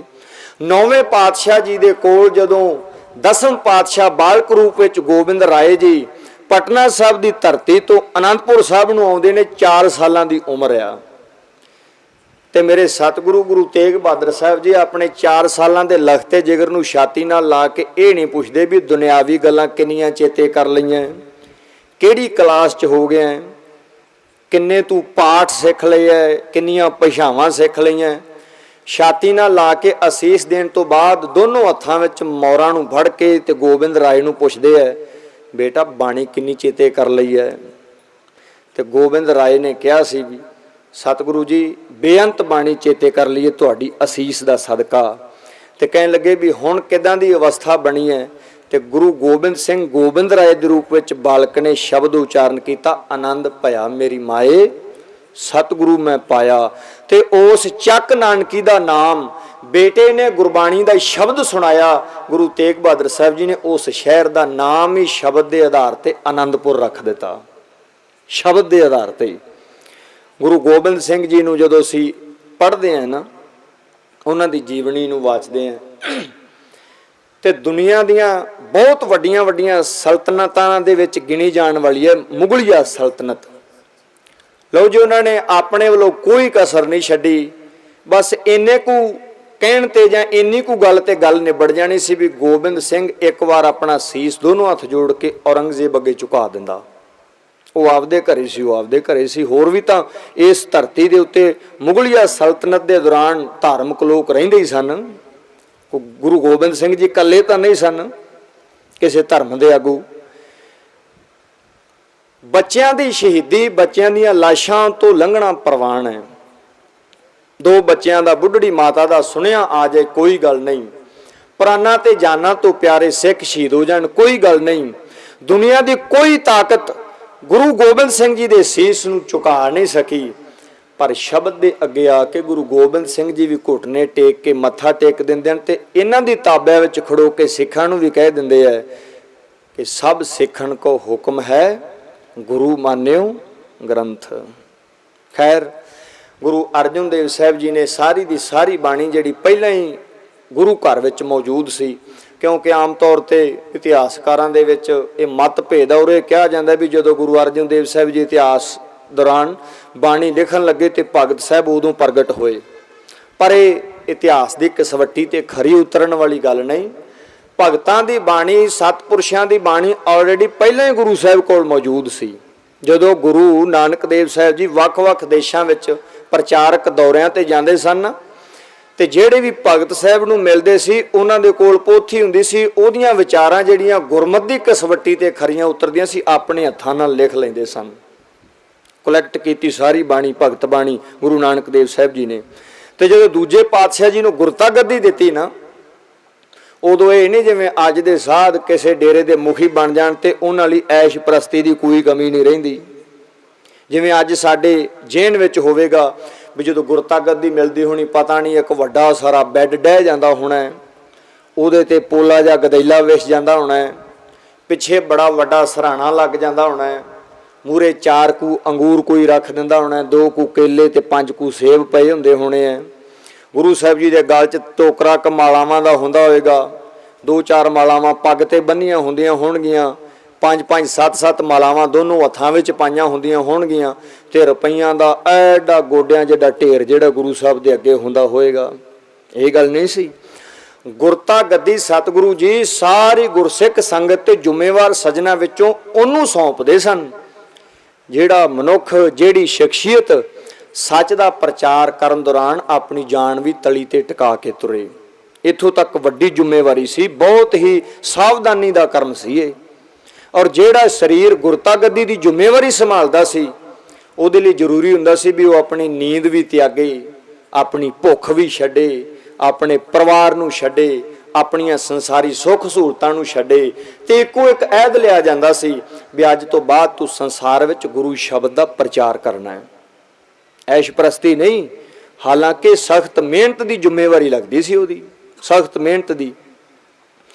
ਔਰ ਇਤਿਹਾਸਕਾਰਾਂ ਨੇ ਲਿਖਿਆ ਵੀ ਜਦੋਂ ਗੁਰੂ ਨਾਨਕ ਦੇਵ ਸਾਹਿਬ ਜੀ ਨੇ ਗੁਰੂ ਅੰਗਦ ਦੇਵ ਸਾਹਿਬ ਜੀ ਨੂੰ ਬਖਸ਼ਿਸ਼ ਕਰਕੇ ਲਹਿਣੇ ਤੋਂ ਆਪਣਾ ਅੰਗ ਗੁਰੂ ਅੰਗਦ ਬਣਾਇਆ ਤੇ ਉਦੋਂ ਬਾਹਮਣਾ ਵਾਂਗੂ ਮੱਥੇ ਤੇ ਰੰਗ ਦਾ ਤਿਲਕ ਨਹੀਂ ਲਾਇਆ, ਕੇਸਰ ਦਾ ਤਿਲਕ ਨਹੀਂ ਲਾਇਆ। ਬਾਣੀ ਵਿੱਚ ਰੈਫਰੈਂਸ ਦਿੱਤਾ ਹੈ, ਬਾਣੀ ਵਿੱਚ ਉਦਾਹਰਨ ਦਿੱਤੀ ਹੈ ਕਿ ਗੁਰੂ ਨੂੰ ਤਿਲਕ ਦਿੱਤਾ ਜਾਂਦਾ ਸੀ, ਸ਼ਬਦ ਦੀ ਪੋਥੀ ਦਿੱਤੀ ਜਾਂਦੀ, ਸ਼ਬਦ ਦਾ ਤਿਲਕ, ਸ਼ਬਦ ਦੇ ਪ੍ਰਚਾਰ ਦੀ ਜ਼ਿੰਮੇਵਾਰੀ ਦਿੱਤੀ ਜਾਂਦੀ ਸੀ। ਇਹ ਪੋਥੀ ਹੁਣ ਅੰਗਦ ਢਿੱਗ ਪਹੁੰਚੀ, ਅੰਗਦ ਕੋਲ ਪਹੁੰਚੀ, ਜਿਹਦੇ ਵਿੱਚ ਸਤਿਗੁਰੂ ਨੇ ਦੇਸ਼ਾਂ ਵਿਦੇਸ਼ਾਂ ਵਿੱਚ ਪ੍ਰਚਾਰਕ ਦੌਰਿਆਂ ਦੌਰਾਨ ਬਾਣੀ ਕੁਲੈਕਟ ਕਰ ਲਈ ਸੀ। ਇਹ ਪੋਥੀ ਗੁਰੂ ਅੰਗਦ ਦੇਵ ਸਾਹਿਬ ਜੀ ਨੂੰ ਸੌਂਪ ਦਿੱਤੀ। ਵੇਖੋ ਕਿੱਡੀ ਵੱਡੀ ਮਾਣ ਦੀ ਗੱਲ ਹੈ, ਕਿਉਂਕਿ ਬਾਣੀ ਦੇ ਆਧਾਰਿਤ ਆਪਾਂ ਅੱਜ ਆਪਣੇ ਇਸ ਦੀਵਾਨ ਵਿੱਚ ਵਿਸ਼ਾ ਜਿਹੜਾ ਰੱਖਣਾ, ਜਿਹੜਾ ਮੱਕਾ ਆ ਨਾ, ਮੱਕਾ ਮਦੀਨਾ, ਇਹ ਮੁਸਲਮਾਨ ਵੀਰਾਂ ਦਾ, ਜਿਵੇਂ ਸਾਡਾ ਸ਼੍ਰੀ ਹਰਿਮੰਦਰ ਸਾਹਿਬ ਧਾਰਮਿਕ ਕੇਂਦਰੀ ਸਥਾਨ ਹੈ, ਇਸਲਾਮ ਦੇ ਨਾਲ ਸੰਬੰਧਿਤ ਮੁਸਲਮਾਨ ਵੀਰਾਂ ਦਾ ਮੱਕਾ ਜਿਹੜਾ ਹੈ ਨਾ, ਕੇਂਦਰੀ ਧਾਰਮਿਕ ਸਥਾਨ ਹੈ। ਉਹਨਾਂ ਦੇ ਧਰਮ ਤੇ ਉਹਨਾਂ ਦੀ ਸ਼ਰ੍ਹਾ ਦੇ ਅਕੋਰਡਿੰਗ ਉਸ ਏਰੀਏ ਦੇ ਕਈ 100 ਕਿਲੋਮੀਟਰ ਦੇ ਵਿੱਚ ਨਾਨ ਮੁਸਲਮਾਨ ਬੰਦਾ ਐਂਟਰੀ ਨਹੀਂ ਕਰ ਸਕਦਾ, ਗੈਰ ਮੁਸਲਮਾਨ ਬੰਦਾ ਉੱਥੇ ਅੰਦਰ ਨਹੀਂ ਦਾਖਲ ਹੋ ਸਕਦਾ। ਦੂਜੀ ਬਾਤ, ਉਸ ਅਸਥਾਨ ਦੇ ਉੱਤੇ ਕਿਸੇ ਹੋਰ ਗ੍ਰੰਥ ਦੀ ਬਾਤ ਨਹੀਂ ਹੋ ਸਕਦੀ, ਕਿਸੇ ਹੋਰ ਸਿਧਾਂਤ ਦੀ ਗੱਲ ਨਹੀਂ ਹੋ ਸਕਦੀ ਬਿਨਾਂ ਕੁਰਾਨ ਤੋਂ। ਪਰ ਗੁਰੂ ਕੈ ਸਿੱਖਾ ਤੂੰ ਮਾਣ ਕਰਿਆ ਕਰ ਗੁਰੂ ਗ੍ਰੰਥ ਸਾਹਿਬ ਦੀ ਬਾਣੀ ਉੱਤੇ ਤੇ ਆਪਣੇ ਗੁਰੂ ਸਾਹਿਬਾਨਾਂ ਦੇ ਉੱਤੇ ਵੀ ਗੁਰੂ ਨਾਨਕ ਦੇਵ ਸਾਹਿਬ ਜੀ ਉਸ ਮੱਕੇ ਦੇ ਵਿੱਚ ਜਾ ਕੇ ਬਰਾਜਦੇ ਆ ਔਰ ਉਹਨਾਂ ਸਮਿਆਂ ਦੇ ਆਲਾ ਦਰਜੇ ਦੇ ਧਾਰਮਿਕ ਆਗੂਆਂ ਦੇ ਨਾਲ ਮੀਟਿੰਗ ਕਰਦੇ, ਵਿਚਾਰ ਵਟਾਂਦਰਾ ਹੁੰਦਾ ਹੈ, ਜਾ ਕੇ ਮੱਕੇ ਵਿੱਚ ਬੈਠਦੇ ਆ। ਸਾਡੇ ਕੋਲ ਭਾਈ ਗੁਰਦਾਸ ਜੀ ਦੀ ਬਾਣੀ ਦੀਆਂ ਉਦਾਹਰਨਾਂ ਹੈ। ਗੁਰੂ ਨਾਨਕ ਦੇਵ ਸਾਹਿਬ ਜਦੋਂ ਮੱਕੇ ਵਿੱਚ ਚਲੇ ਜਾਂਦੇ ਆ ਨਾ ਤੇ ਵਿਚਾਰਾਂ ਹੁੰਦੀਆਂ, ਉਹ ਕਾਜ਼ੀ ਵੀ ਉੱਚੇ ਥਾਂ ਤੇ ਖਲੋ ਕੇ ਆਵਾਜ਼ ਦਿੰਦਾ ਹੈ, ਜਿਹਨੂੰ ਬਾਂਗ ਦੇਣੀ ਕਹਿੰਦੇ ਆ। ਪਰ ਲੋਕ ਜਿਵੇਂ ਨੈਚੁਰਲੀ ਤਰੀਕੇ ਨਾਲ ਸਾਡੇ ਘਰਾਂ ਵਿੱਚ ਹੁੰਦਾ ਹੈ ਵੀ ਗੁਰੂ ਸਾਹਿਬ ਜੀ ਦਾ ਪ੍ਰਕਾਸ਼ ਹੋ ਜਾਂਦਾ ਹੈ, ਅੰਮ੍ਰਿਤ ਵੇਲੇ ਹੁਕਮਨਾਮਾ, ਅੰਮ੍ਰਿਤ ਵੇਲੇ ਨਿਤਨੇਮ ਦੀਆਂ ਬਾਣੀਆਂ ਦਾ ਜਾਪ, ਸਾਰੇ ਦੀਵਾਨ ਦੀ ਜੋ ਸ਼ਡਿਊਲ ਬਣਿਆ ਹੁੰਦਾ ਹੋ ਜਾਂਦਾ ਹੈ। ਪਰ ਬਹੁਤ ਸਾਰੇ ਲੋਕ, ਉਹਨਾਂ ਦਾ ਕੰਧ ਨਾਲ ਕੰਧ ਸਾਂਝੀ ਹੁੰਦੀ ਹੈ ਪਰ ਰੂਟੀਨ ਬਣੀ ਹੁੰਦੀ ਹੈ, ਉਹਨਾਂ ਨੂੰ ਨਹੀਂ ਪਤਾ ਲੱਗਦਾ ਵੀ ਗੁਰੂ ਘਰ ਵਿੱਚ ਕੀ ਸ਼ੁਰੂ ਹੋ ਗਿਆ ਤੇ ਕੀ ਸਮਾਪਤੀ ਹੋ ਗਈ ਤੇ ਹੁਣ ਕੀ ਚੱਲ ਰਿਹਾ ਤੇ ਹੁਣ ਕਿੰਨਾ ਕੁ ਰਹਿ ਗਿਆ। ਕੰਧ ਨਾਲ ਕੰਧ ਸਾਂਝੀ ਹੁੰਦੀ ਹੈ ਕਿਉਂਕਿ ਰੂਟੀਨ ਬਣ ਚੁੱਕਿਆ। ਉਸ ਕਾਜ਼ੀ ਦੀ ਬਾਂਗ ਨੂੰ ਸੁਣਨ ਦੇ ਲੋਕੀ ਆਦੀ ਹੋ ਚੁੱਕੇ ਹਨ। ਜਦੋਂ ਕਾਜ਼ੀ ਨੇ ਬਾਂਗ ਦਿੱਤੀ ਤੇ ਗੁਰੂ ਨਾਨਕ ਦੇਵ ਸਾਹਿਬ ਜੀ ਨੇ ਵੀ ਉਹਦੇ ਤੋਂ ਬਾਅਦ ਇੱਕ ਉੱਚੀ ਆਵਾਜ਼ ਵਿੱਚ ਬਾਂਗ ਦਿੱਤੀ, ਉੱਚੀ ਆਵਾਜ਼ ਵਿੱਚ ਆਵਾਜ਼ਾਂ ਮਾਰਿਆ। ਇਸ ਆਵਾਜ਼ ਨੂੰ, ਇਸ ਗੁਰਬਾਣੀ ਦੇ ਸ਼ਬਦ ਨੂੰ ਸੁਣਨ ਕਰਕੇ ਨਾ ਭਾਈ ਗੁਰਦਾਸ ਜੀ ਕਹਿਣ ਲੱਗੇ ਸਾਰੀ ਦੀ ਸਾਰੀ ਨਗਰੀ ਦੇ ਲੋਕ ਜਿਹੜੇ ਸੁੰਨ ਮੁੰਨ ਹੋ ਗਏ। ਸਾਰੀ ਦੀ ਸਾਰੀ ਨਗਰੀ ਇੱਕ ਵਾਰੀ ਧਿਆਨ ਵਿੱਚ ਟਿਕ ਗਈ ਗੁਰੂ ਦਾ ਸ਼ਬਦ ਸੁਣਦਿਆਂ ਸਾਰ। ਕਾਜ਼ੀ ਨੇ ਵੇਖਿਆ ਵੀ ਇਹ ਕੌਣ ਹੈ, ਅੱਗੇ ਤੇ ਇੱਥੇ ਮੈਂ ਹੀ ਬਾਂਗ ਦਿੰਦਾ ਸੀ, ਹੁਣ ਹੋਰ ਕਿਹੜਾ ਬੰਦਾ ਆ ਗਿਆ ਮੇਰੇ ਤੋਂ ਬਾਅਦ ਬਾਂਗ ਦੇਣ ਵਾਲਾ। ਪਤਾ ਕੀਤਾ ਵੀ ਇਹ ਤਾਂ ਇੱਕ ਭਾਰਤ ਵਿੱਚੋਂ ਆਇਆ ਹੋਇਆ ਫਕੀਰ ਹੈ, ਗ੍ਰਸਤੀਆਂ ਦਾ ਗੁਰੂ ਹੈ। ਬੁਲਾਇਆ, ਆਲਾ ਦਰਜੇ ਦੇ ਮੁੱਲਾ ਮੁਲਾਣੇ ਇਕੱਠੇ ਹੋਏ, ਮੀਟਿੰਗ ਹੋਈ। ਤੂੰ ਆਪਣੀ ਮਾਦੀਆਂ ਵਿਚਾਰਾਂ ਦੇ, ਅਸੀਂ ਆਪਣੀ ਮਾਦੀਆਂ ਵਿਚਾਰਾਂ ਦੱਸਾਂਗੇ। ਜਦੋਂ ਗੱਲਾਂ ਬਾਤਾਂ ਹੋਈਆਂ ਤੇ ਸਤਿਗੁਰੂ ਨੇ ਗੁਰਮਤਿ ਦੇ ਸਿਧਾਂਤ ਪੇਸ਼ ਕੀਤੇ ਤੇ ਉਹਨਾਂ ਜੋਗੀਆਂ ਦੇ, ਉਹਨਾਂ ਵਾਹਿਗੁਰੂ, ਉਹਨਾਂ ਮੁਲਾਣਿਆਂ ਦੇ ਮੂੰਹ ਅੱਡੇ ਰਹਿ ਗਏ। ਤੇ ਉਹਨਾਂ ਨੇ ਪੁੱਛਿਆ ਵੀ ਬਾਬਾ ਆਪਣੇ ਗਾਤਰੇ ਜਿਹੜਾ ਤੂੰ ਇੱਕ ਬੈਗ ਪਾਈ ਫਿਰਦਾ, ਜਿਹਨੂੰ ਨਿਹੰਗ ਸਿੰਘ ਖਜ਼ਾਨਾ ਕਹਿ ਦਿੰਦੇ ਹਨ, ਇੱਕ ਬੈਗ ਪਾਇਆ ਸੀ ਸਾਈਡ ਤੇ, ਇਹ ਗਾਤਰੇ ਜਿਹੜੇ ਤੂੰ ਬੈਗ ਵਿੱਚ ਇੱਕ ਕਿਤਾਬ ਲਈ ਫਿਰਦਾ, ਇਹ ਕੀ ਹੈ? ਇਸ ਪੋਥੀ ਨੂੰ ਗੁਰੂ ਘਰ ਵਿੱਚ ਪੋਥੀ ਪਰਮੇਸ਼ਰ ਦਾ ਥਾਨ ਕਹਿ ਕੇ ਵਡਿਆਇਆ ਹੈ। ਗੁਰੂ ਨਾਨਕ ਦੇਵ ਸਾਹਿਬ ਜੀ ਕਹਿਣ ਲੱਗੇ ਵੀ ਇਹ ਮੇਰੇ ਅਕਾਲ ਪੁਰਖ ਅੱਲਾਹ ਤਾਲਾ ਦਾ ਕਲਾਮ ਹੈ, ਤੂੰ ਲਿਖਿਆ ਹੈ? ਗੁਰੂ ਨਾਨਕ ਦੇਵ ਜੀ ਦੇ ਘਰ ਦਾ ਸਿਧਾਂਤ ਹੈ, ਆਪੋਂ ਬੋਲ ਨਾ ਜਾਣਦਾ, ਮੈਂ ਕਹਿਆ ਸਭ ਹੁਕਮਾਓ ਜੀਓ। ਗੁਰੂ ਨਾਨਕ ਦੇਵ ਜੀ ਕਹਿਣ ਲੱਗੇ ਨਹੀਂ ਨਹੀਂ ਕਾਜੀ ਜੀ, ਜੈਸੀ ਮੈਂ ਆਵੇ ਖਸਮ ਕੀ ਬਾਣੀ, ਤੈਸੜਾ ਕਰੀ ਗਿਆਨ ਵੇਲਾ ਲੋ। ਜਿਵੇਂ ਅਕਾਲ ਪੁਰਖ ਦੀ ਬਾਣੀ ਨਾਜ਼ਲ ਹੁੰਦੀ ਹੈ, ਕਹਿਣ ਲੱਗੇ ਮੈਂ ਅੱਖਰਾਂ ਦੀ ਸ਼ਕਲ ਦੇ ਦਿੰਦਾ, ਇਹਨੂੰ ਗੁਰੂ ਘਰ ਵਿੱਚ ਗੁਰਬਾਣੀ ਕਿਹਾ ਆ। ਔਰ ਹੈਰਾਨੀ ਦੀ ਬਾਤ ਵੀ ਇਤਿਹਾਸਕ ਹਵਾਲਾ ਸਾਡੇ ਕੋਲੇ ਮੌਜੂਦ ਹੈ, ਪਹਿਲੀ ਵਾਰੀ ਮੱਕੇ ਵਿੱਚ ਇਹ ਕ੍ਰਾਂਤੀਕਾਰੀ ਕਰਮ ਹੋਇਆ ਵੀ ਕੁਰਾਨ ਤੋਂ ਬਿਨਾਂ ਉਸ ਸਥਾਨ ਤੇ ਗੁਰੂ ਗ੍ਰੰਥ ਸਾਹਿਬ ਜੀ ਦੀ ਬਾਣੀ ਦੀ ਪੋਥੀ ਦਾ ਪ੍ਰਕਾਸ਼ ਮੌਲਾਣਿਆਂ ਨੇ ਕਹਿ ਕੇ ਕਰਵਾਇਆ। ਕਹਿਣ ਲੱਗੇ ਪੁੱਛਣ ਫੋਲ ਕਿਤਾਬ ਨੂੰ, ਹਿੰਦੂ ਵੱਡਾ ਕਿ ਮੁਸਲਮਾਨ ਹੋਈ। ਇਹ ਜਿਹੜੀ ਗੁਰਬਾਣੀ ਦੀ ਤੂੰ ਪੋਥੀ ਲਈ ਫਿਰਦਾ ਬਾਬਾ ਜੀ, ਇਹਨੂੰ ਖੋਲ ਕੇ ਸਾਨੂੰ ਪੜ੍ਹ ਕੇ ਸੁਣਾ ਵੀ ਇਹਦੇ ਵਿੱਚ ਹਿੰਦੂ ਨੂੰ ਵੱਡਾ ਕਿਹਾ ਕਿ ਮੁਸਲਮਾਨ ਨੂੰ। ਹੁਣ ਇਹ ਪੋਥੀ ਮੱਕੇ ਵਿੱਚ ਹੀ ਖੁੱਲੀ ਨਾ, ਮੱਕੇ ਵਿੱਚ ਹੀ ਕਾਜ਼ੀਆਂ ਨੇ ਕਿਹਾ ਨਾ ਗੁਰੂ ਨਾਨਕ ਦੇਵ ਜੀ ਨੂੰ ਵੀ ਸ਼ਬਦ ਦਾ ਪ੍ਰਕਾਸ਼ ਕਰਕੇ ਸੁਣਾ ਸਾਨੂੰ, ਇਹਦੇ 'ਚ ਲਿਖਿਆ ਕੀ ਹੈ। ਇੱਕੋ ਵਾਰੀ ਹੋਇਆ ਇਹ ਕਰਮ, ਕੁਰਾਨ ਤੋਂ ਬਿਨਾਂ ਉੱਥੇ ਕੋਈ ਹੋਰ ਗ੍ਰੰਥ ਪ੍ਰਕਾਸ਼ ਨਹੀਂ ਹੋ ਸਕਦਾ, ਪਰ ਗੁਰੂ ਗ੍ਰੰਥ ਸਾਹਿਬ ਜੀ ਦੀ ਬਾਣੀ ਦਾ ਪ੍ਰਕਾਸ਼ ਮੱਕੇ ਵਿੱਚ ਵੀ ਹੋਇਆ ਹੈ। ਜਦੋਂ ਗੁਰੂ ਨਾਨਕ ਦੇਵ ਸਾਹਿਬ ਜੀ ਨੇ ਬਾਣੀ ਦਾ ਪਾਠ ਕਰਕੇ ਵਿਚਾਰਾਂ ਸਮਝਾਈਆਂ ਤੇ ਉਹਨਾਂ ਨੂੰ ਬੋਲ ਕਹੇ ਵੀ ਕਾਜੀ ਜੀ, ਇਨਸਾਨੀਅਤ ਵਾਲੇ ਉੱਚੇ ਸੁੱਚੇ ਕਰਮਾਂ ਤੇ ਰੱਬੀ ਪ੍ਰੀਤ ਤੋਂ ਬਿਨਾਂ ਨਾ ਹਿੰਦੂ ਵੱਡਾ ਹੁੰਦਾ ਨਾ ਮੁਸਲਮਾਨ ਵੱਡਾ ਹੁੰਦਾ ਹੈ। ਜਨਮ ਜਾਤ ਤੇ ਧਰਮ ਕਰਕੇ ਕੋਈ ਬੰਦਾ ਉੱਚਾ ਨੀਵਾਂ ਨਹੀਂ, ਕਰਮ ਕਰਕੇ ਤੇ ਆਪਣੇ ਗੁਰੂ ਪੀਰ ਰਹਿਬਰ ਦੀ ਦੱਸੀ ਸਿੱਖਿਆ ਦੇ ਅਨੁਸਾਰੀ ਅਮਲੀ ਜੀਵਨ ਜਿਉਂਦਿਆਂ ਹੋਇਆਂ ਕੋਈ ਬੰਦਾ ਵੱਡਾ ਹੁੰਦਾ ਹੈ। ਉਹਨਾਂ ਨੇ ਬੋਲ ਕਹੇ, ਭਾਈ ਗੁਰਦਾਸ ਜੀ ਨੇ ਲਿਖੇ, ਜਦੋਂ ਉਹਨਾਂ ਨੇ ਕਿਹਾ ਪੁੱਛਣ ਫੋਲ ਕਿਤਾਬ ਨੂੰ, ਹਿੰਦੂ ਵੱਡਾ ਕਿ ਮੁਸਲਮਾਨ ਹੋਈ, ਤੇ ਗੁਰੂ ਨੇ ਉੱਤਰ ਦਿੱਤਾ ਕਾਜੀ ਜੀ ਸ਼ੁਭ ਅਮਲਾਂ ਬਾਝੋਂ ਦੋਨੋਂ ਰੋਈ। ਦੋਨੋਂ ਹੀ ਵਿਲਕਦੇ ਰਹਿਣਗੇ, ਦੋਨਾਂ ਕੋਲ ਹੀ ਟਿਕਾ ਸ਼ਾਂਤੀ ਸਕੂਨ ਪੇਸ਼ ਨਹੀਂ ਹੋਏਗੀ, ਦੋਨਾਂ ਕੋਲ ਹੀ ਅੰਦਰ ਦਾ ਸਕੂਨ ਨਹੀਂ ਹੋਏਗਾ। ਤਾਂ ਕਿੱਡੀ ਵੱਡੀ ਮਾਣ ਦੀ ਗੱਲ। ਗੁਰੂ ਅਰਜਨ ਦੇਵ ਸਾਹਿਬ ਜੀ ਦੇ ਤੱਕ ਚਾਰ ਪਾਤਸ਼ਾਹੀਆਂ ਨੇ ਇਸੇ ਤਰ੍ਹਾਂ ਹੀ ਪੀੜ੍ਹੀ ਦਰ ਪੀੜ੍ਹੀ ਆਪਣੀ ਬਾਣੀ ਦੀ ਪੋਥੀ ਬਣਾਉਂਦੇ। ਪਹਿਲੇ ਗੁਰੂ ਸਾਹਿਬਾਨਾਂ ਤੋਂ ਜੋ ਬਾਣੀ ਦਾ ਖਜ਼ਾਨਾ, ਜਿਹਨੂੰ ਪਿਓ ਦਾਦੇ ਦਾ ਖਜ਼ਾਨਾ ਕਹਿ ਕੇ ਸਤਿਕਾਰਿਆ ਵਡਾਇਆ, ਉਹ ਇਕੱਠੀ ਕਰ ਲੈਂਦੇ। ਤੇ ਗੁਰੂ ਅਰਜਨ ਦੇਵ ਸਾਹਿਬ ਜੀ ਨੇ ਜਦੋਂ ਵੇਖਿਆ ਮੌਜੂਦਾ ਸਮੇਂ ਦੇ ਵਿੱਚ ਕੁਝ ਸਿਰ ਫਿਰੇ ਲੋਕ, ਕੁਝ ਆਪਣੇ ਆਪ ਨੂੰ ਬ੍ਰਹਮ ਗਿਆਨੀ ਅਖਵਾਉਣ ਵਾਲੇ, ਕੁਝ ਆਪਣੇ ਆਪ ਨੂੰ ਭਗਤ ਸਦਵਾਉਣ ਵਾਲੇ, ਇਸ ਬਾਣੀ ਦੇ ਵਾਂਗੂ ਹੀ ਕਾਪੀ ਕਰਕੇ ਗੁਰੂ ਨਾਨਕ ਦੀ ਮੋਹਰ ਛਾਪ ਵਰਤ ਕੇ ਗੁਰਬਾਣੀ ਸੰਕਲਿਤ ਕਰਨ ਲੱਗ ਪਏ ਸਨ, ਉਚਾਰਨ ਕਰਨ ਲੱਗ ਪਏ ਸਨ। ਗੁਰਸਿੱਖਾਂ ਨੇ, ਜ਼ਿੰਮੇਵਾਰ ਸ਼ਖਸੀਅਤਾਂ ਨੇ ਗੁਰੂ ਸਾਹਿਬ ਜੀ ਨੂੰ ਕਿਹਾ ਵੀ ਆਪਾਂ ਪਿਓ ਦਾਦੇ ਦੇ ਖਜ਼ਾਨੇ, ਇਸ ਪੋਥੀ ਪਰਮੇਸ਼ਰ ਕਾ ਥਾਨ ਵਿੱਚ ਰਲਾ ਪੈਣ ਤੋਂ ਕੋਈ ਸਕੀਮ ਬਣਾਈਏ। ਤੇ ਸਤਿਗੁਰੂ ਨੇ ਸਾਰੇ ਭਗਤਾਂ ਦੀ ਬਾਣੀ, ਪਹਿਲੇ ਚਾਰ ਗੁਰੂ ਸਾਹਿਬਾਨਾਂ ਦੀ ਬਾਣੀ, ਭੱਟਾਂ ਦੀ ਬਾਣੀ ਨੂੰ ਇੱਕ ਪੋਥੀ ਦੀ ਸ਼ਕਲ ਦਿੱਤੀ। ਜਿੱਥੇ ਅੱਜ ਗੁਰੂ ਗ੍ਰੰਥ ਸਾਹਿਬ ਜੀ ਦੀ ਪ੍ਰਿੰਟਿੰਗ ਪ੍ਰੈਸ ਲੱਗੀ ਹੈ ਨਾ ਸ਼ਹੀਦਾਂ ਸਿੰਘਾਂ ਦੇ ਗੁਰਦੁਆਰਾ ਸਾਹਿਬ ਦੇ ਕੋਲ, ਉੱਥੇ ਉਹਨਾਂ ਸਮਿਆਂ ਵਿੱਚ ਰਾਮਸਰ ਸਰੋਵਰ ਨਾਮ ਦਾ ਇੱਕ ਰਮਣੀਕ ਸਥਾਨ ਸੀ, ਜਿੱਥੇ ਬੈਠ ਕੇ ਭਾਈ ਗੁਰਦਾਸ ਜੀ ਨੂੰ ਲਿਖਾਰੀ ਲਾ ਕੇ ਸਾਰੀ ਬਾਣੀ ਦੇ ਖਜ਼ਾਨੇ ਨੂੰ ਇੱਕ ਪੋਥੀ ਵਿੱਚ ਸੰਕਲਿਤ ਕੀਤਾ ਗਿਆ। ਜਦੋਂ ਸਾਰਾ ਖਜ਼ਾਨਾ ਇਕੱਠਾ ਹੋਇਆ, ਬਾਬਾ ਬੁੱਢਾ ਸਾਹਿਬ ਜੀ ਨੂੰ ਆਵਾਜ਼ ਮਾਰ ਕੇ ਸਿਰ ਤੇ ਪਲਕ ਰੱਖ ਕੇ ਇਹ ਪੋਥੀ ਪਰਮੇਸ਼ਰ ਕਾ ਥਾਨ ਬਾਬਾ ਬੁੱਢਾ ਸਾਹਿਬ ਜੀ ਦੇ ਸੀਸ ਤੇ ਟਿਕਾ ਦਿੱਤੀ। ਜਿਹੜਾ ਛਤਰ ਗੁਰੂ ਸਾਹਿਬ ਜੀ ਦੇ ਸੀਸ ਤੇ ਝੁਲਦਾ ਉਹ ਇਸ ਪੋਥੀ ਦੇ ਉੱਪਰ ਝੁਲ ਗਿਆ, ਜਿਹੜਾ ਚੌਰ ਗੁਰੂ ਦੇ ਸੀਸ ਦੇ ਉੱਤੇ ਹੁੰਦਾ ਉਹ ਇਸ ਪੋਥੀ ਪਰਮੇਸ਼ਰ ਕੇ ਥਾਨ ਦੇ ਉੱਪਰ ਚੌਰ ਸਭ ਹੋਣ ਲੱਗ ਪਿਆ। ਬਾਬਾ ਬੁੱਢਾ ਸਾਹਿਬ ਜੀ ਨੂੰ ਗੁਰੂ ਅਰਜਨ ਦੇਵ ਸਾਹਿਬ ਜੀ ਕਹਿਣ ਲੱਗੇ ਕਿ ਭਾਈ ਸਾਹਿਬ ਜੀ ਤੁਰੋ, ਅੱਗੇ ਲਾ ਕੇ ਤੁਰੋ। ਬਾਬਾ ਬੁੱਢਾ ਸਾਹਿਬ ਜੀ ਖਲੋ ਗਏ, ਨਹੀਂ ਸਤਿਗੁਰੂ, ਮੈਂ ਇਤਿਹਾਸ ਪੜ੍ਹਿਆ ਹੈ। ਗੁਰੂ ਅਮਰਦਾਸ ਸਾਹਿਬ ਸੱਚੇ ਮਾਲਕ ਜੀ ਤੁਰਦਿਆਂ ਤੁਰਦਿਆਂ ਇੱਕ ਵਾਰੀ ਗੁਰੂ ਅੰਗਦ ਦੇਵ ਸਾਹਿਬ ਜੀ ਦੇ ਬਰਾਬਰ ਆ ਗਏ। ਆਪ ਅੱਗੇ ਨਹੀਂ ਸਨ ਲੱਗੇ, ਆਪ ਬਰਾਬਰ ਹੀ ਤੁਰ ਰਹੇ ਸਨ, ਪਰ ਤੁਰਦਿਆਂ ਤੁਰਦਿਆਂ ਬਾਹਾਂ ਹਿਲਦੀਆਂ ਤੇ ਹਿਲਦੀ ਹੋਈ ਇੱਕ ਬਾਂਹ ਗੁਰੂ ਅੰਗਦ ਦੇਵ ਸਾਹਿਬ ਜੀ ਤੋਂ ਅੱਗੇ ਲੰਘ ਗਈ ਸੀ। ਉਹਨਾਂ ਨੇ ਉਹਨੂੰ ਟੁੱਟੀ ਹੋਈ ਸਮਝ ਕੇ, ਨਕਾਰਾ ਸਮਝ ਕੇ, ਇਉਂ ਬੰਗਣਾ ਪਾ ਕੇ ਜਿਵੇਂ ਟੁੱਟੀ ਹੋਈ ਬਾਂਹ ਅਸੀਂ ਆਪਣੇ ਗਲ ਨਾਲ ਬੰਨ ਲੈਨੇ, ਇਉਂ ਬੰਨ ਲਈ ਸੀ। ਸਿੱਖਾਂ ਨੇ ਪੁੱਛਿਆ ਵੀ ਬਾਂਹ ਤੇ ਚੋਟ ਲੱਗ ਗਈ? ਕਹਿਣ ਲੱਗੇ ਬੜੀ ਭਾਰੀ ਚੋਟ ਲੱਗੀ ਹੈ, ਸਰੀਰ ਨਾਲ ਲਮਕੀ ਜ਼ਰੂਰ ਜਾਂਦੀ ਹੈ, ਲੱਗੀ ਹੋਈ ਜ਼ਰੂਰ ਹੈ, ਪਰ ਇਹਨੇ ਕਰਮ ਜਿਹਾ ਕੀਤਾ ਵੀ ਇਹ ਸਰੀਰ ਦਾ ਹਿੱਸਾ ਨਹੀਂ ਰਹੀ। ਪੁੱਛਿਆ ਐਸਾ ਕੀ ਹੋਇਆ? ਕਹਿਣ ਲੱਗੇ ਇਹ ਚੰਦਰੀ ਗੁਰੂ ਤੋਂ ਅੱਗੇ ਲੰਘ ਗਈ ਸੀ ਤੇ ਗੁਰੂ ਦੀ ਅਵੱਗਿਆ ਕਰ ਦਿੱਤੀ, ਇਸ ਕਰਕੇ ਇਹਦੇ ਤੋਂ ਅੱਜ ਤੋਂ ਬਾਅਦ ਕੰਮ ਨਹੀਂ ਲੈਣਾ, ਸਾਡੇ ਸਰੀਰ ਦਾ ਹਿੱਸਾ ਨਹੀਂ ਰਹੀ, ਤੇ ਮੈਂ ਸਾਰੇ ਦਾ ਸਾਰਾ ਤੁਹਾਡੇ ਤੋਂ ਅੱਗੇ ਲੰਘ ਜਾਵਾਂ, ਕਿੱਥੇ ਦੇਣੀਆਂ ਦਿਆਂਗਾ।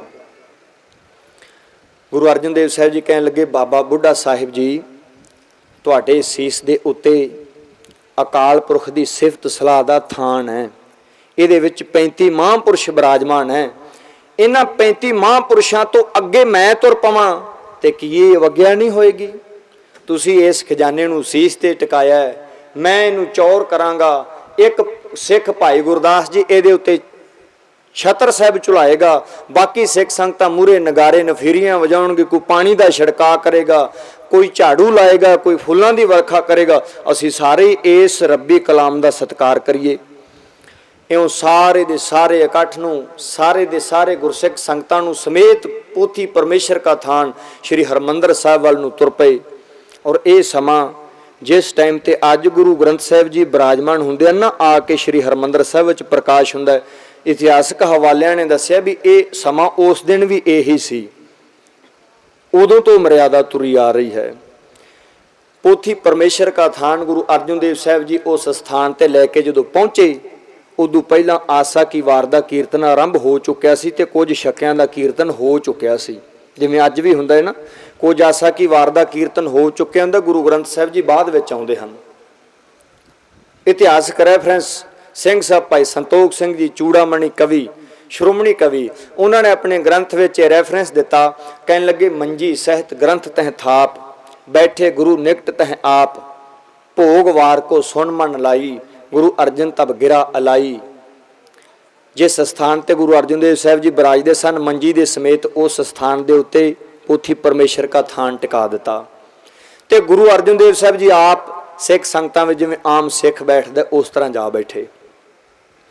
आसा की वार दा जिहड़ा बाकी दा कीर्तन सी वो आरंभ किया गया। सतगुरु ने नेत्र मूंद लए ते आसा की वार दा रहिंदा कीर्तन बड़ी टिका नाल सुनिया। कीर्तन की समाप्ति हुई, रागी सिंघां ने यह बोल पढ़ के समाप्ति की। हर जुग जुग भगतो पाया, पैज रखदा आया राम राजे, हरनाक्ष दुष्ट हर मारिया, प्रहलाद तराया, अहंकारियां निंदकां पिठ दे नाम दे मुख लाया, जन नानक ऐसा हर सेविया अंत लई छड़ाया। जदों समाप्ति हुई, गुरु अर्जन देव साहब जी ने पवित्र नेत्र खोले ते अपनी मुबारक रसना तो बाबा बुढ़ा साहब जी नूं मिठे बचन कह के ये गल समझाई कि बाबा बुढ़ा साहब जी इस पवित्र ग्रंथ का प्रकाश करो, इनू प्रकाश करो मंजी साहब के उपर। संतोख सिंह जी ने इस झाकी नूं इउं अंकित किया, मंजी सहित ग्रंथ तह थाप, बैठे गुरु निकट तह आप, भोग वार को सुन मन लाई, गुरु अर्जन तब गिरा अलाई।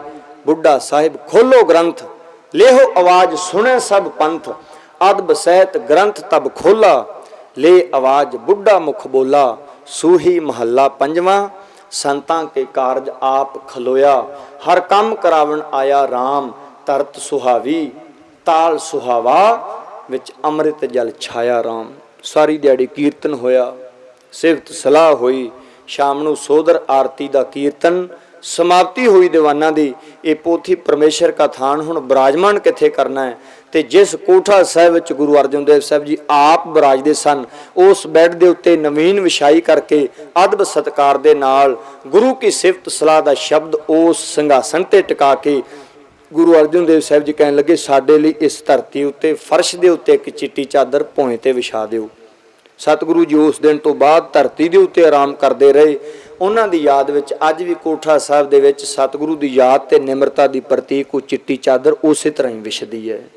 शब्द का सत्कार किया। खैर ये उन्हां वेलियां दा जिहड़ा तुसीं अज कल परसों जां कई दिनों तो दिहाड़े मना रहे हो, इस संबंध विच समागम हो रहे हैं। ये उहदा टूक मात्र ते बहुत संखेपवां इतिहास है, क्योंकि आपां इस इतिहास तो कुछ सेधदायक गल्लां भी सीखणियां ते साझीआं करनियां।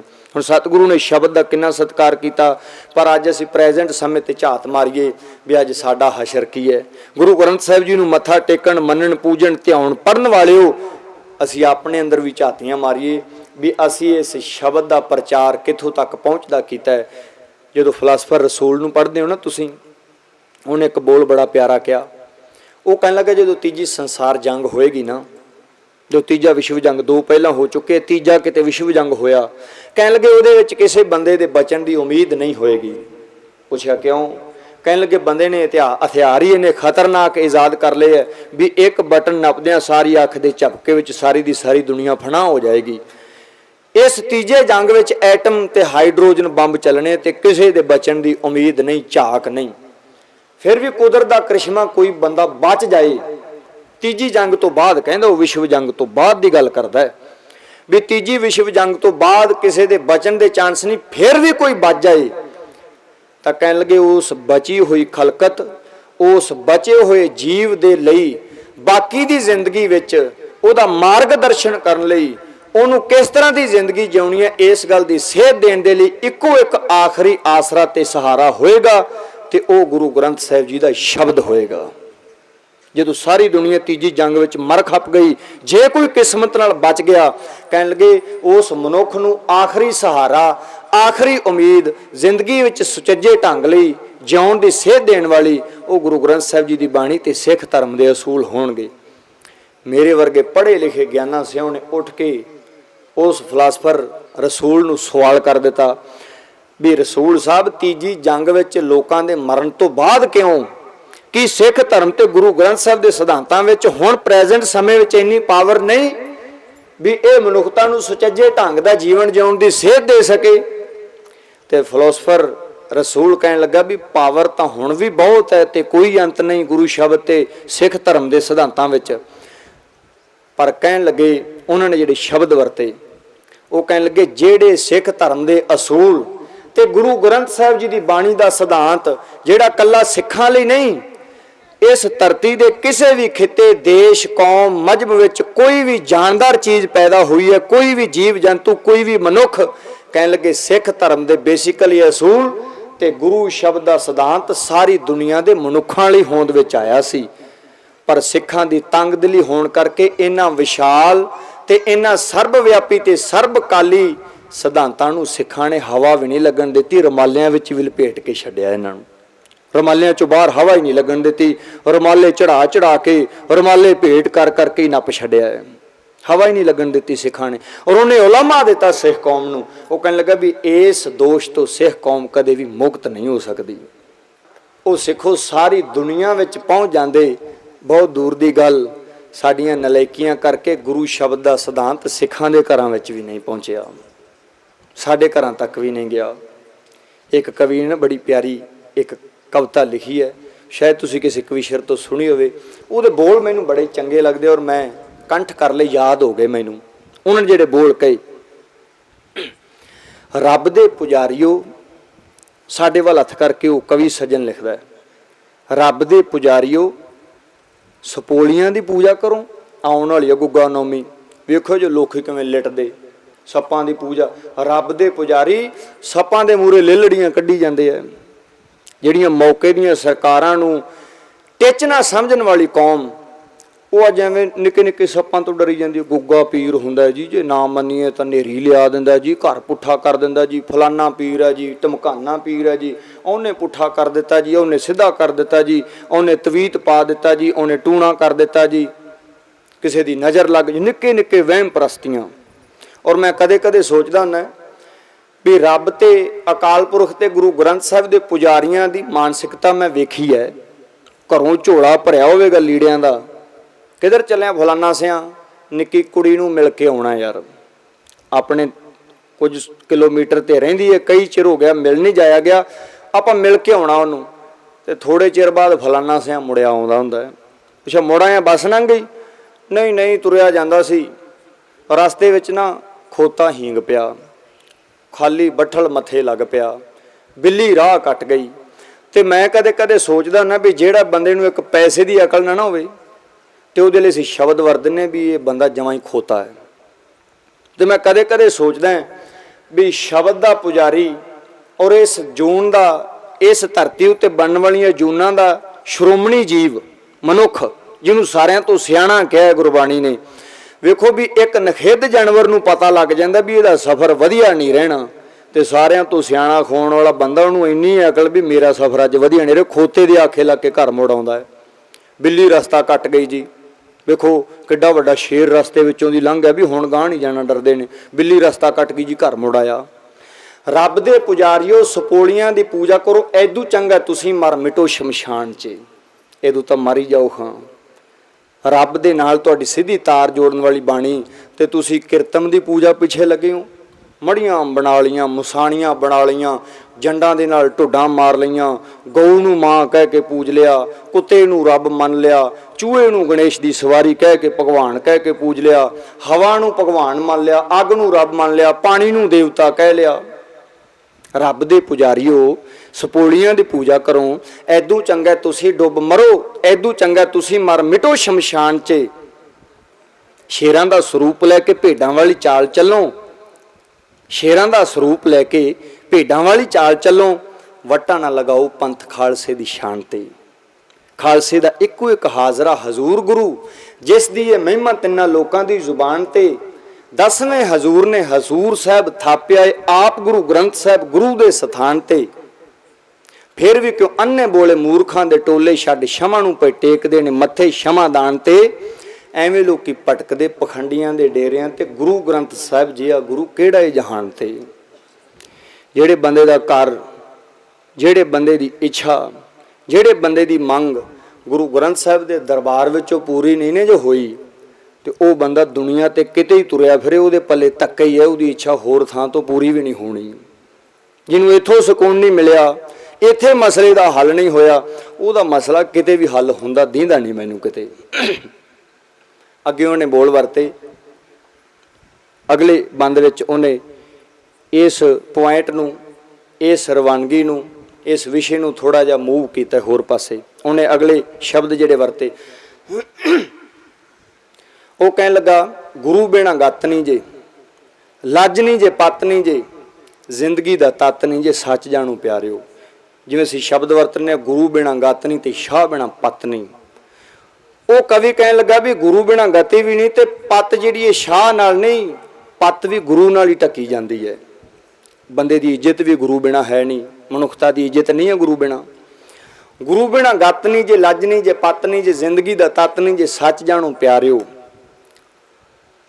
ਪੀੜਤਾਂ ਦੀ ਪੀੜ ਹਰੇ, ਸੇਵਕਾਂ ਲਈ ਜੂਝ ਮਰੇ, ਤਲੀਓ ਤੇ ਸੀਸ ਧਰੇ, ਐਸਾ ਗੁਰੂ ਧਾਰਿਓ। ਮੈਂ ਕਦੇ ਕਦੇ ਸੋਚਦਾ ਵੀ ਜਿਹੜਾ ਗੁਰੂ ਤੁਸੀਂ ਕੋਈ ਧਾਰਨ ਕਰਨਾ ਹੁੰਦਾ ਨਾ, ਉਹਦੀ ਬੈਕਗਰਾਉਂਡ ਥੋੜ੍ਹੀ ਜਿਹੀ ਪੜ੍ਹ ਲਿਆ ਕਰੋ। ਤੁਸੀਂ ਆਪਣੀ ਜ਼ਿੰਦਗੀ ਦਾ ਮਸਲਾ ਉਹਦੇ ਅੱਗੇ ਰੱਖਣਾ ਹੁੰਦਾ। ਜਦੋਂ ਤਾਂ ਅਸੀਂ ਸਹੂਲਤਾਂ ਦਾ ਸਮਾਂ, ਗੁਰੂ ਨਾਨਕ ਦੇਵ ਸਾਹਿਬ ਜੀ ਤੋਂ ਬਾਅਦ ਗੁਰੂ ਅੰਗਦ ਦੇਵ ਸਾਹਿਬ ਜੀ ਨੂੰ ਜਦੋਂ ਗੁਰਤਾ ਗੱਦੀ ਮਿਲਣ ਲੱਗੀ ਤੇ ਲੋਕਾਂ ਨੇ ਵੇਖਿਆ ਵੀ ਬੜੀ ਸਿੱਖੀ ਸੇਵਕੀ ਹੈ, ਬੜੇ ਚੜਾਵੇ ਚੜਨਗੇ, ਤੇ ਕਿੰਨੇ ਗੱਦੀਦਾਰ ਬਣ ਗਏ। ਤੀਜੇ ਪਾਤਸ਼ਾਹ ਜੀ ਨੇ ਚੌਥੇ ਪਾਤਸ਼ਾਹ ਨੇ, ਉਦੋਂ ਵੀ ਰੌਲਾ ਪੈਂਦਾ ਰਿਹਾ ਪੱਗ ਦਾ। ਜਦੋਂ ਚੌਥੇ ਪਾਤਸ਼ਾਹ ਨੇ, ਪੰਜਵੇਂ ਪਾਤਸ਼ਾਹ ਨੇ, ਉਦੋਂ ਵੀ ਰੌਲਾ ਪਿਆ। ਤੇ ਲੋਕਾਂ ਦੀ ਜ਼ਿਹਨੀਅਤ 'ਚ ਗੱਲ ਆ ਗਈ ਵੀ ਸ਼ਾਇਦ ਗੁਰੂ ਹੋਣਾ ਐਸ਼ ਪ੍ਰਸਤੀ ਨੂੰ ਮੰਨਣਾ ਹੀ ਹੁੰਦਾ ਹੈ। ਪਰ ਜਦੋਂ ਪੰਜਵੇਂ ਪਾਤਸ਼ਾਹ ਨੂੰ ਫੜ ਕੇ ਤੱਤੀ ਤਵੀ ਤੇ ਬਿਠਾ ਦਿੱਤਾ ਮੌਕੇ ਦੀ ਹਕੂਮਤ ਨੇ, ਤੇ ਛੇਵੇਂ ਪਾਤਸ਼ਾਹ ਵੇਲੇ ਕੋਈ ਗੱਦੀਦਾਰ ਨਹੀਂ ਸੀ ਦਾਅਵੇਦਾਰ ਬਣਿਆ। ਉਹ ਕਹਿਣ ਲੱਗੇ ਨਹੀਂ ਨਹੀਂ ਭਾਈ, ਇਕੱਲੇ ਚੜਾਵੇ ਨੇ, ਕਈ ਵਾਰੀ ਤੱਤੀ ਤਵੀ ਤੇ ਵੀ ਬੈਠਣਾ ਪੈਂਦਾ, ਇਸ ਗੱਦੀ ਦੇ ਮਾਲਕ ਨੂੰ ਛੱਡੋ ਪਰਾਂ। ਜਦੋਂ ਸਮਾਂ ਫਿਰ ਟਿਕ ਟਿਕਾਦਾ ਆਇਆ ਤੇ 7ਵੇਂ 8ਵੇਂ ਤੇ 9ਵੇਂ ਪਾਤਸ਼ਾਹ ਵੇਲੇ ਫਿਰ ਰੌਲੇ ਪਏ। ਲੋਕਾਂ ਨੇ ਕਹਿਣਾ ਸ਼ੁਰੂ ਕਰਤਾ ਵੀ ਚਲੋ ਜੀ ਟਿਕ ਟਿਕਾ ਹੋ ਗਿਆ, ਕੁਦਰਤੀ ਘਟਨਾ ਕਿਤੇ ਘਟ ਗਈ। ਪਰ ਜਦੋਂ 9ਵੇਂ ਪਾਤਸ਼ਾਹ ਜੀ ਨੂੰ ਚਾਂਦਨੀ ਚੌਂਕ ਵਿੱਚ ਸੀਸ ਧੜ ਤੋਂ ਜੁਦਾ ਕਰਕੇ ਸ਼ਹੀਦ ਕੀਤਾ ਗਿਆ, 10ਵੇਂ ਪਾਤਸ਼ਾਹ ਵੇਲੇ ਫਿਰ ਕੋਈ ਦਾਅਵੇਦਾਰ ਨਹੀਂ ਸੀ ਉੱਠਿਆ ਵੀ ਨਹੀਂ, ਸੀਸ ਵੀ ਕਲਮ ਕਰਾਉਣਾ ਪੈਂਦਾ ਕਈ ਵਾਰੀ। ਗੁਰੂ ਅਜਿਹਾ ਹੋਣਾ ਚਾਹੀਦਾ ਜਿਹੜਾ ਸਿੱਖ ਦੇ ਦਰਦ ਨੂੰ ਆਪਣਾ ਦਰਦ ਸਮਝੇ। ਗੁਰੂ ਦੀ ਚੋਣ ਕਰਨੀ ਹੋਵੇ ਤੇ ਉਦੋਂ ਇੱਕ ਵਾਰੀ ਗੁਰੂ ਗੋਬਿੰਦ ਸਿੰਘ ਜੀ ਦੇ ਅੱਖਾਂ ਵਿੱਚ ਅੱਖਾਂ ਪਾ ਕੇ ਜ਼ਰੂਰ ਵੇਖਿਆ ਕਰੋ। ਐਵੇਂ ਕਿਸੇ ਨੂਰ ਮੇਲੀਏ ਨੇਰ ਮੇਲੀਏ ਰਾਹ ਦੇ ਸੁਆਮੀ ਤੇ ਦੰਭੀ ਪਖੰਡੀ ਦੇ ਡੇਰੇ ਤੇ ਜਾ ਕੇ ਆਪਣੇ ਮਨੁੱਖਾ ਜਨਮ ਕੱਖਾਂ ਵਾਂਗੂ ਕੌਡੀਆਂ ਵਾਂਗੂ ਨਾ ਤੁਸੀਂ ਵਿਰਾਨ ਕਰਿਆ ਕਰੋ। ਪਹਿਲਾਂ ਗੁਰੂ ਦੀਆਂ ਅੱਖਾਂ ਵਿੱਚ ਅੱਖਾਂ ਪਾ ਕੇ ਇਹ ਆਪਣੇ ਅੰਦਰ ਦੀ ਅਰਦਾਸ, ਆਪਣੇ ਅੰਦਰ ਦੀ ਮੰਗ ਗੁਰੂ ਨਾਲ ਸਾਂਝੀ ਕਰਿਆ ਕਰੋ। ਸਤਿਗੁਰੂ ਵੀ ਤੂੰ ਸਿੱਖ ਦੇ ਦਰਦ ਨੂੰ ਆਪਣਾ ਦਰਦ ਸਮਝਿਆ, ਸਿੱਖ ਦੀ ਮੁਸ਼ਕਲ ਨੂੰ ਆਪਣੀ ਮੁਸ਼ਕਲ ਸਮਝਿਆ। ਇੱਥੋਂ ਤੱਕ ਵੀ ਤੇਰੇ 4 ਪੁੱਤਰ ਸਨ, ਤੇਰੇ 4 ਬੱਚੇ ਸਨ, ਤੂੰ ਇਹਨਾਂ 4ਾਂ ਨੂੰ ਕੁਰਬਾਨ ਕਰਕੇ ਆਪਣੀ ਗੋਦ ਖਾਲੀ ਕਰਕੇ ਹਜ਼ਾਰਾਂ ਨੂੰ ਆਪਣੇ ਪੁੱਤਰ ਬਣਾ ਲਿਆ, ਬਿੰਦੀ ਪੁੱਤਰ। ਨਹੀਂ ਤੇ ਤੂੰ ਸਾਡੇ ਤੋਂ ਕੀ ਲੈਣਾ ਸੀ? ਸਾਡੀਆਂ ਬਣੀਆਂ ਸੀ ਆਪੇ ਨਿਮੇੜਦੇ। ਜਿਵੇਂ ਅੱਜ ਸਿੱਖ ਨੂੰ ਕਹਿ ਦੇਣ ਵੀ ਸਿੱਖੀ ਦੇ ਪ੍ਰਚਾਰ ਲਈ ਹਮਲਾ ਮਾਰੋ ਭਾਈ, ਤੁਸੀਂ ਸਾਰੇ ਉਪਰਾਲਾ ਕਰੋ, ਨਸ਼ਿਆਂ ਦਾ ਤਿਆਗ ਕਰੋ, ਪੰਥ ਵਿੱਚ ਆ ਗਿਰਾਵਟ ਆ ਗਈ ਹੈ, ਸਾਨੂੰ ਇਕੱਤਰ ਹੋਣ ਦੀ ਲੋੜ ਹੈ, ਤੇ ਬਣਿਆ ਬਣਾਇਆ ਉੱਤਰ ਮਿਲਦਾ ਹੈ ਗਿਆਨੀ ਜੀ ਅਸੀਂ ਕੀ ਲੈਣਾ ਹੈ। ਤੇ ਮੈਂ ਕਦੇ ਕਦੇ ਸੋਚਦਾ ਜੇ ਸਾਡੇ ਵੱਡ ਵਡੇਰੇ ਸਾਡੇ ਲਈ ਸ਼ਬਦ ਵਰਤ ਦਿੰਦੇ ਵੀ ਪੱਗ ਤੁਹਾਡੇ ਸੀਸ ਤੇ ਨਹੀਂ ਬੰਨ੍ਹਣ ਦਿੰਦੇ, ਪੈਰੀ ਜੋੜਾ ਤੁਹਾਨੂੰ ਨਹੀਂ ਪਾਉਣ ਦਿੰਦੇ, ਸੂਰਜ ਚੜ੍ਹੇ ਤੁਹਾਨੂੰ ਆਪਣੀ ਨਗਰੀ ਵਿੱਚ ਨਹੀਂ ਵੜਨ ਦਿੰਦੇ, ਧੀਆਂ ਭੈਣਾਂ ਤੁਹਾਡੀਆਂ ਚੱਕ ਕੇ ਲੈ ਜਾਂਦੇ ਹੈ, ਜ਼ਮੀਨ ਜਾਇਦਾਦ ਤੁਸੀਂ ਨਹੀਂ ਰੱਖ ਸਕਦੇ, ਮਾਣ ਦੇ ਨਾਲ ਤੁਸੀਂ ਨਹੀਂ ਰਹਿ ਸਕਦੇ, ਇੱਜ਼ਤ ਆਬਰੂ ਤੁਹਾਡੀ ਲੁੱਟੀ ਜਾਂਦੀ ਹੈ, ਤੇ ਗੁਰੂ ਕਹਿੰਦਾ ਮੈਂ ਕੀ ਲੈਣਾ ਹੈ। ਪੁੱਤਰ ਥੋੜਾ ਮਰਵਾਉਣੇ ਤੁਹਾਡੇ ਪਿੱਛੇ, ਉਹ ਤੁਹਾਡੇ ਨਾਲ ਹੈ, ਸਪੋਰਟ ਕਰਾਂਗੇ ਤੁਹਾਡੀ, ਹੁਣ ਬੱਚੇ ਥੋੜਾ ਮਰਾਉਣੇ ਆ, ਘਰੋਂ ਬੇਘਰ ਥੋੜਾ ਹੋਵਾਂ ਮੈਂ, ਮੇਰਾ ਤੁਹਾਡੇ ਪਿੱਛੇ ਇੰਨਾ ਨੁਕਸਾਨ ਕਰਾਵਾਂ, ਮੇਰਾ ਨਿੱਜੀ ਮਸਲਾ ਤੇ ਦੱਸੋ। ਜੇ ਗੁਰੂ ਇਹ ਗੱਲ ਕਹਿੰਦਾ ਤੇ ਮੈਂ ਸਿੱਖ ਦੀ ਮਾਨਸਿਕਤਾ ਤੇ ਉਹਦੇ ਬੋਲ ਸੁਣ ਕੇ ਹੈਰਾਨ ਹੁੰਦਾ ਵੀ ਸਿੱਖਾ ਤੇਰੇ ਉੱਤੇ ਤੇ ਪਹਿਲਾਂ ਹੀ ਭਲਿਆ ਇੰਨਾ ਕਰਜ਼ਾ ਵੀ ਤੇਰੇ ਲਈ ਸ਼ਬਦ ਸ਼ੋਭਾ ਨਹੀਂ ਪਾਉਂਦੇ, ਜਦੋਂ ਤੂੰ ਕਹਿਣਾ ਮੈਂ ਕੀ ਲੈਣਾ, ਹਾਲੇ ਹੋਰ ਵੀ ਕੁਝ ਚਾਹੁੰਦਾ ਗੁਰੂ ਘਰ ਵਿੱਚੋਂ ਤੂੰ। ਇੰਨਾ ਗੁਰਸਿੱਖੀ ਦਾ ਹੈ, ਵੱਡ ਵਡੇਰਿਆਂ ਦਾ, ਸ਼ਹੀਦਾਂ ਸਿੰਘਾਂ ਮੁਰੀਦਾਂ ਦਾ ਹੈ ਵੀ ਤੂੰ ਤਾਂ ਹਜ਼ਾਰਾਂ ਸਾਲਾਂ ਦੇ ਵਿੱਚ ਸਿੱਖੀ ਦਾ ਸੇਵਾਦਾਰ ਬਣ ਕੇ ਆਪਣੇ ਸਰੀਰ ਦਾ ਇੱਕ ਇੱਕ ਕਤਰਾ ਤੇ ਆਪਣੀ ਜ਼ਿੰਦਗੀ ਦਾ ਇੱਕ ਇੱਕ ਸਵਾਸ ਸਿੱਖੀ ਦੀ ਸੇਵਾ ਵਿੱਚ ਬਤੀਤ ਕਰਦੇ, ਹਜ਼ਾਰਾਂ ਸਾਲ ਇਹ ਪ੍ਰਕਿਰਿਆ ਕਰੇ ਨਾ, ਸਿੱਖੀ ਦਾ ਕਰਜ਼ ਤੇਰੇ ਸਿਰੋਂ ਤਾਂ ਵੀ ਉਤਰਨ ਵਾਲਾ ਨਹੀਂ ਹੈ। ਤੂੰ ਇਹ ਸੋਚਿਆ ਕਰ, ਇਹ ਨਾ ਕਿਹਾ ਕਰ ਵੀ ਮੈਂ ਕੀ ਲੈਣਾ, ਤੂੰ ਇਹ ਸੋਚਿਆ ਕਰ ਵੀ ਭਾਈ ਸਾਹਿਬ ਜੀ ਤੁਸੀਂ ਕੋਈ ਸੇਧ ਦਿਓ ਗੁਰੂ ਗ੍ਰੰਥ ਸਾਹਿਬ ਜੀ ਦੀ ਬਾਣੀ ਵਿੱਚੋਂ, ਇਤਿਹਾਸ ਵਿੱਚੋਂ, ਤਾਂ ਕਿ ਮੈਂ ਇਹ ਕੋਈ ਉਪਰਾਲਾ ਕਰਕੇ ਨਿੱਕਾ ਜਿਹਾ ਕਰਮ ਕਰ ਸਕਾਂ ਤੇ ਸੋਚ ਸਕਾਂ ਵੀ ਮੈਂ ਸਿੱਖੀ ਦਾ ਦੇਣਾ ਕਿਵੇਂ ਦੇਣਾ ਹੈ, ਕਿਉਂਕਿ ਮੈਂ ਬਹੁਤ ਕਰਜ਼ ਦੇਣਾ ਸਿੱਖੀ ਦਾ। ਖੈਰ, ਪੀੜਤਾਂ ਦੀ ਪੀੜ ਹਰੇ ਸੇਵਕਾਂ ਲਈ ਜੂਝ ਮਰੇ, ਤਲੀ ਉੱਤੇ ਸੀਸ ਧਰੇ ਐਸਾ ਗੁਰੂ ਧਾਰਿਓ। ਗੁਰੂ ਜਿਹੜਾ ਸਾਥ ਦੇਵੇ, ਤੁਹਾਡਾ ਅੰਗ ਸੰਗ, ਤੁਹਾਡੇ ਹਰ ਵਕਤ, ਤੁਹਾਡੇ ਹਰ ਇੱਕ ਮੁਸ਼ਕਿਲ ਵਿੱਚ ਤੁਹਾਡੇ ਨਾਲ ਖੜੇ, ਜਿਉਣ ਦੀ ਉਮੰਗ ਦੇਵੇ, ਸਾਥ ਅੰਗ ਸੰਗ ਦੇਵੇ, ਜ਼ਿੰਦਗੀ ਦਾ ਢੰਗ ਦੇਵੇ ਐਸਾ ਗੁਰੂ ਧਾਰਿਓ। ਆਤਮਾ ਨੂੰ ਰੰਗ ਦੇਵੇ, ਸਾਥ ਅੰਗ ਸੰਗ ਦੇਵੇ, ਜ਼ਿੰਦਗੀ ਦਾ ਢੰਗ ਦੇਵੇ ਐਸਾ ਗੁਰੂ ਧਾਰਿਓ। ਐਸਾ ਗੁਰੂ ਬਖਸ਼ਿਆ ਏ 10ਵੇਂ ਹਜੂਰ ਸਾਨੂੰ, ਰੱਖੀਏ ਭਰੋਸਾ ਕਿਉਂ ਨਾ ਸੱਚੇ ਸੁਲਤਾਨ ਤੇ। ਐਵੇਂ ਲੋਕੀ ਭਟਕਦੇ ਪਖੰਡੀਆਂ ਦੇ ਡੇਰਿਆਂ ਤੇ, ਗੁਰੂ ਗ੍ਰੰਥ ਜਿਹਾ ਗੁਰੂ ਕਿਹੜਾ ਏ ਜਹਾਨ ਤੇ। ਮੰਨੂ ਜਦੋਂ ਦਾਤਰੀ ਦੇ ਵਾਂਗ ਸਾਨੂੰ ਵੱਢਦਾ ਸੀ, ਉਦੋਂ ਕਿਹੜਾ ਗੁਰੂ ਸਾਡੇ ਦੁੱਖਾਂ ਦਾ ਭਾਈਵਾਲ ਸੀ। ਸੁੱਖ ਵੇਲੇ ਤਾਂ ਬਹੁਤ ਲੋਕ ਗੁਰੂ ਬਣ ਜਾਂਦੇ ਐ, ਸੰਤ ਬਣ ਜਾਂਦੇ ਐ, ਮਹਾਂਪੁਰਸ਼ ਬਣ ਜਾਂਦੇ ਐ, ਜਦੋਂ ਸਾਹਮਣੇ ਪਤਾ ਹੋਵੇ ਵੀ ਸੀਸ ਤਲੀ ਤੇ ਟਿਕਾ ਕੇ ਯਾਰ ਦੀ ਗਲੀ ਵਿੱਚੋਂ ਲੰਘਣਾ ਪੈਣਾ, ਉਦੋਂ ਵੱਡੇ ਵੱਡੇ ਸੱਜੀਆਂ ਖੱਬੀਆਂ ਬਾਹਾਂ ਖਵਾਉਣ ਵਾਲੇ ਵੀ ਪਿੱਛੇ ਭੱਜ ਜਾਂਦੇ ਐ। ਮੰਨੂ ਜਦੋਂ ਦਾਤਰੀ ਦੇ ਵਾਂਗ ਸਾਨੂੰ ਵੱਢਦਾ ਸੀ, ਉਦੋਂ ਕਵੀ ਨੇ ਸਵਾਲ ਕੀਤਾ ਵੀ ਉਦੋਂ ਝਾਤ ਤੇ ਮਾਰ ਖਾਲਸਾ ਇਤਿਹਾਸ ਪੜ੍ਹ ਵੀ ਉਦੋਂ ਕਿਹੜਾ ਗੁਰੂ ਤੇਰੇ ਦੁੱਖ ਸੁੱਖ ਦਾ ਭਾਈਵਾਲ ਬਣਿਆ, ਉਦੋਂ ਕਿਸ ਗੁਰੂ ਅੱਗੇ ਅਰਦਾਸਾਂ ਹੁੰਦੀਆਂ ਸਨ, ਉਦੋਂ ਕਿਸ ਗੁਰੂ ਅੱਗੇ ਦੁੱਖੜੇ ਰੋਏ ਜਾਂਦੇ ਸਨ, ਉਦੋਂ ਕਿਸ ਗੁਰੂ ਦੇ ਅੱਗੇ ਬੈਠ ਕੇ ਤੂੰ ਆਪਣੇ ਦੁੱਖ ਸੁੱਖ ਦੀ ਸਾਂਝ ਕਰਦਾ ਸੀ। ਸ਼ਬਦ ਗੁਰੂ, ਧੰਨ ਸ਼੍ਰੀ ਗੁਰੂ ਗ੍ਰੰਥ ਸਾਹਿਬ ਦੀ ਬਾਣੀ। ਮੰਨੂ ਜਦੋਂ ਦਾਤਰੀ ਦੇ ਵਾਂਗ ਸਾਨੂੰ ਵੱਢਦਾ ਸੀ, ਉਦੋਂ ਕਿਹੜਾ ਗੁਰੂ ਸਾਡੇ ਦੁੱਖਾਂ ਦਾ ਭਾਈਵਾਲ ਸੀ। ਬੀਟੀ ਦੀਆਂ ਡਾਂਗਾਂ ਅਤੇ ਗੋਲੀਆਂ ਦੇ ਮੀਂਹ ਵੇਲੇ ਕਿਹੜਾ ਇਹਨਾਂ ਦੰਭੀਆਂ ਪਖੰਡੀਆਂ ਚੋਂ ਨਾਲ ਸੀ। ਉਦੋਂ ਸੀ ਕੋਈ ਦੰਭੀ ਪਖੰਡੀ ਧਰਮ ਤੇ ਗੋਲਕ ਦੇ ਨਾਂ ਦੇ ਉੱਤੇ ਐਸ਼ ਕਰਨ ਵਾਲਾ ਨਹੀਂ। ਉਦੋਂ ਚੰਦ ਬੰਦੇ ਸਨ ਜਿਹੜੇ ਧਰਮ ਨਾਲ ਪਿਆਰ ਕਰਦੇ ਸਨ, ਜਿਹੜੇ ਆਪਣੇ ਨਿੱਜ ਦੇ ਮਸਲਿਆਂ ਤੋਂ ਉੱਪਰ ਉੱਠ ਕੇ ਖਲਕਤ, ਦੇਸ਼, ਕੌਮ ਤੇ ਧਰਮ ਨੂੰ ਸਮਰਪਿਤ ਹੋ ਕੇ ਆਪਣੀ ਜਾਨ ਤਲੀ ਤੇ ਟਿਕਾ ਕੇ ਤੁਰੇ ਸਨ। ਬੀਟੀ ਦੀਆਂ ਡਾਂਗਾਂ ਤੇ ਗੋਲੀਆਂ ਦੇ ਮੀਂਹ ਵੇਲੇ ਕਿਹੜਾ ਇਹਨਾਂ ਦੰਭੀਆਂ ਪਖੰਡੀਆਂ ਚੋਂ ਨਾਲ ਸੀ। ਅੱਗੇ ਉਹਨੇ ਸ਼ਬਦ ਬੜੇ ਭਾਵਪੂਰਤਕ ਵਰਤੇ, ਜੰਡਾਂ ਨਾਲ ਸੜੇ ਅਸੀਂ, ਚਰਖੜੀਆਂ ਤੇ ਚੜੇ ਅਸੀਂ, ਦੇਗਾਂ ਵਿੱਚ ਕੜੇ ਅਸੀਂ। ਕਿਸ ਦਾ ਕਮਾਲ ਸੀ। ਇਹ ਸ਼ਹੀਦੀਆਂ ਕਿਹਦੀ ਬਰਕਤ ਵਿੱਚੋਂ ਹੋਈਆਂ, ਇਹ ਸ਼ਹਾਦਤਾਂ ਕਿੱਥੋਂ ਬਲ ਲੈ ਕੇ ਕੀਤੀਆਂ ਗਈਆਂ, ਕਿਹਦੀ ਬਰਕਤ ਸੀ। ਸ਼ਬਦ ਦੀ ਬਰਕਤ। ਤੁਹਾਡੇ ਤੋਂ ਕੁਝ ਨਹੀਂ ਲੈਂਦਾ ਗੁਰੂ ਵੀ ਤਾਂ ਤੁਹਾਨੂੰ ਕੁਝ ਦੱਸਾਂਗਾ, ਤਾਂ ਤੁਹਾਨੂੰ ਅਸੀਸ ਦਿਆਂਗਾ। ਖੈਰ, ਗੁਰੂ ਗ੍ਰੰਥ ਸਾਹਿਬ ਜੀ ਰਹਿਮਤ ਕਰਨ ਵੀ ਸਿੱਖ ਨੂੰ ਥੋੜੀ ਜਿਹੀ ਸੋਝੀ ਆ ਜਾਏ, ਜਾਗ ਪਵੇ ਸਿੱਖ। ਕਿਉਂਕਿ ਗੁਰਬਾਣੀ ਨੇ ਨਾ, ਗੁਰੂ ਗ੍ਰੰਥ ਸਾਹਿਬ ਜੀ ਦੇ ਸਿਧਾਂਤ ਅਨੁਸਾਰ ਜਿਹੜੇ ਬੰਦੇ ਕੋਲ ਸ਼ਬਦ ਦੀ ਵਿਚਾਰ ਨਹੀਂ, ਸ਼ਬਦ ਦਾ ਗਿਆਨ ਨਹੀਂ, ਉਹਨੂੰ ਬੌਰਾ ਆਖਿਆ। ਬੌਰਾ ਤੇ ਬੌਰਾ ਅਸੀਂ ਪਿੰਡਾਂ ਵਿੱਚ ਪਾਗਲ ਬੰਦੇ ਨੂੰ ਕਹਿੰਦੇ ਆ। ਕਿਸੇ ਬੰਦੇ ਨੂੰ ਸ਼ੂਗਰ ਹੋਵੇ, ਕਿਸੇ ਬੰਦੇ ਨੂੰ ਡਾਇਬੀਟੀਜ਼ ਹੋਵੇ, ਕਿਸੇ ਬੰਦੇ ਨੂੰ ਬਲੱਡ ਪ੍ਰੈਸ਼ਰ ਹੋਵੇ, ਕਿਸੇ ਬੰਦੇ ਨੂੰ ਕਿਡਨੀ ਦੀ ਪ੍ਰੋਬਲਮ ਹੋਵੇ, ਤੇ ਉਹ ਸਾਡੇ ਕੋਲ ਬਹਿ ਜਾਏ, ਸਾਡੇ ਵਿੱਚ ਆ ਕੇ ਬਹਿ ਜਾਏ ਨਾ, ਤੇ ਸਾਨੂੰ ਪਤਾ ਨਹੀਂ ਲੱਗਦਾ ਵੀ ਇਹ ਬੰਦਾ ਰੋਗੀ ਹੈ। ਡਾਕਟਰ ਕੋਲ ਜਾਏਗਾ ਤੇ ਉਹਨੂੰ ਕਹੇਗਾ ਵੀ ਸਰੀਰ 'ਚ ਤਕਲੀਫ ਰਹਿੰਦੀ ਹੈ, ਡਾਕਟਰ ਵੀ ਨਹੀਂ ਦੱਸ ਸਕਦਾ ਛੇਤੀ। ਉਹ ਕਹੇਗਾ ਵੀ ਟੈਸਟ ਕਰਦੇ ਆ, ਵੀ ਫੇਰ ਤੈਨੂੰ ਰਿਪੋਰਟਾਂ ਵੇਖ ਕੇ ਪੱਕਾ ਅੰਦਾਜ਼ਾ ਲਾ ਕੇ ਦੱਸਾਂਗੇ ਵੀ ਕੀ ਪ੍ਰੋਬਲਮ ਹੈ। पक्का अंदाजा फिर लगेगा, पहले रिपोर्टां आउणगीआं तां। पर बौरापन एक अजिहा रोग है भी जिहदे लई किसी डॉक्टर की राय नहीं लैनी पैंदी, किसी सियाणे तो नहीं पूछना पैंदा। बंदे की उठनी बैठनी बोलनी चलनी झाकनी फिरनी पहननी खानी पीनी ये प्रक्रियावां ही दस दिंदियां भी बंदा कमला है, बंदा पागल है। धर्म की दुनिया में भी एक पागलपन है। जिहड़ा पागल बंदा नूं निशानी पता की हुंदी है भी वो क्रिया तो करता है पर उन्होंने इस गल की रैकगनाइज नहीं होंदी भी जिहड़ा मैं कर्म कर रहा वो की है। हुण सड़क पार सियाणा बंदा भी करता है तो कमला भी करता है। सियाणा बंदा बत्तियां वेखदा है, ट्रैफिक का हिसाब किताब वेखदा है, अग्गा पिछा वेख के फिर सड़क पार करता है। पर पागल बंदे ना वेखना लाल बत्ती हुई है, पीली बत्ती हुई है, हरी बत्ती हुई है, कोई आ रहा है कोई जा रहा है, उन्हें तुर पैना सीधा ही विचाले खलो गया, विचाले खलोता रहेगा। तो गड्डी च बैठा बंदा हारन मारदा है, जे बंदा सड़क तो पासे नहीं ना होया तो उहदे नाल कोई विचार वटांदरा भी नहीं होया हुंदा।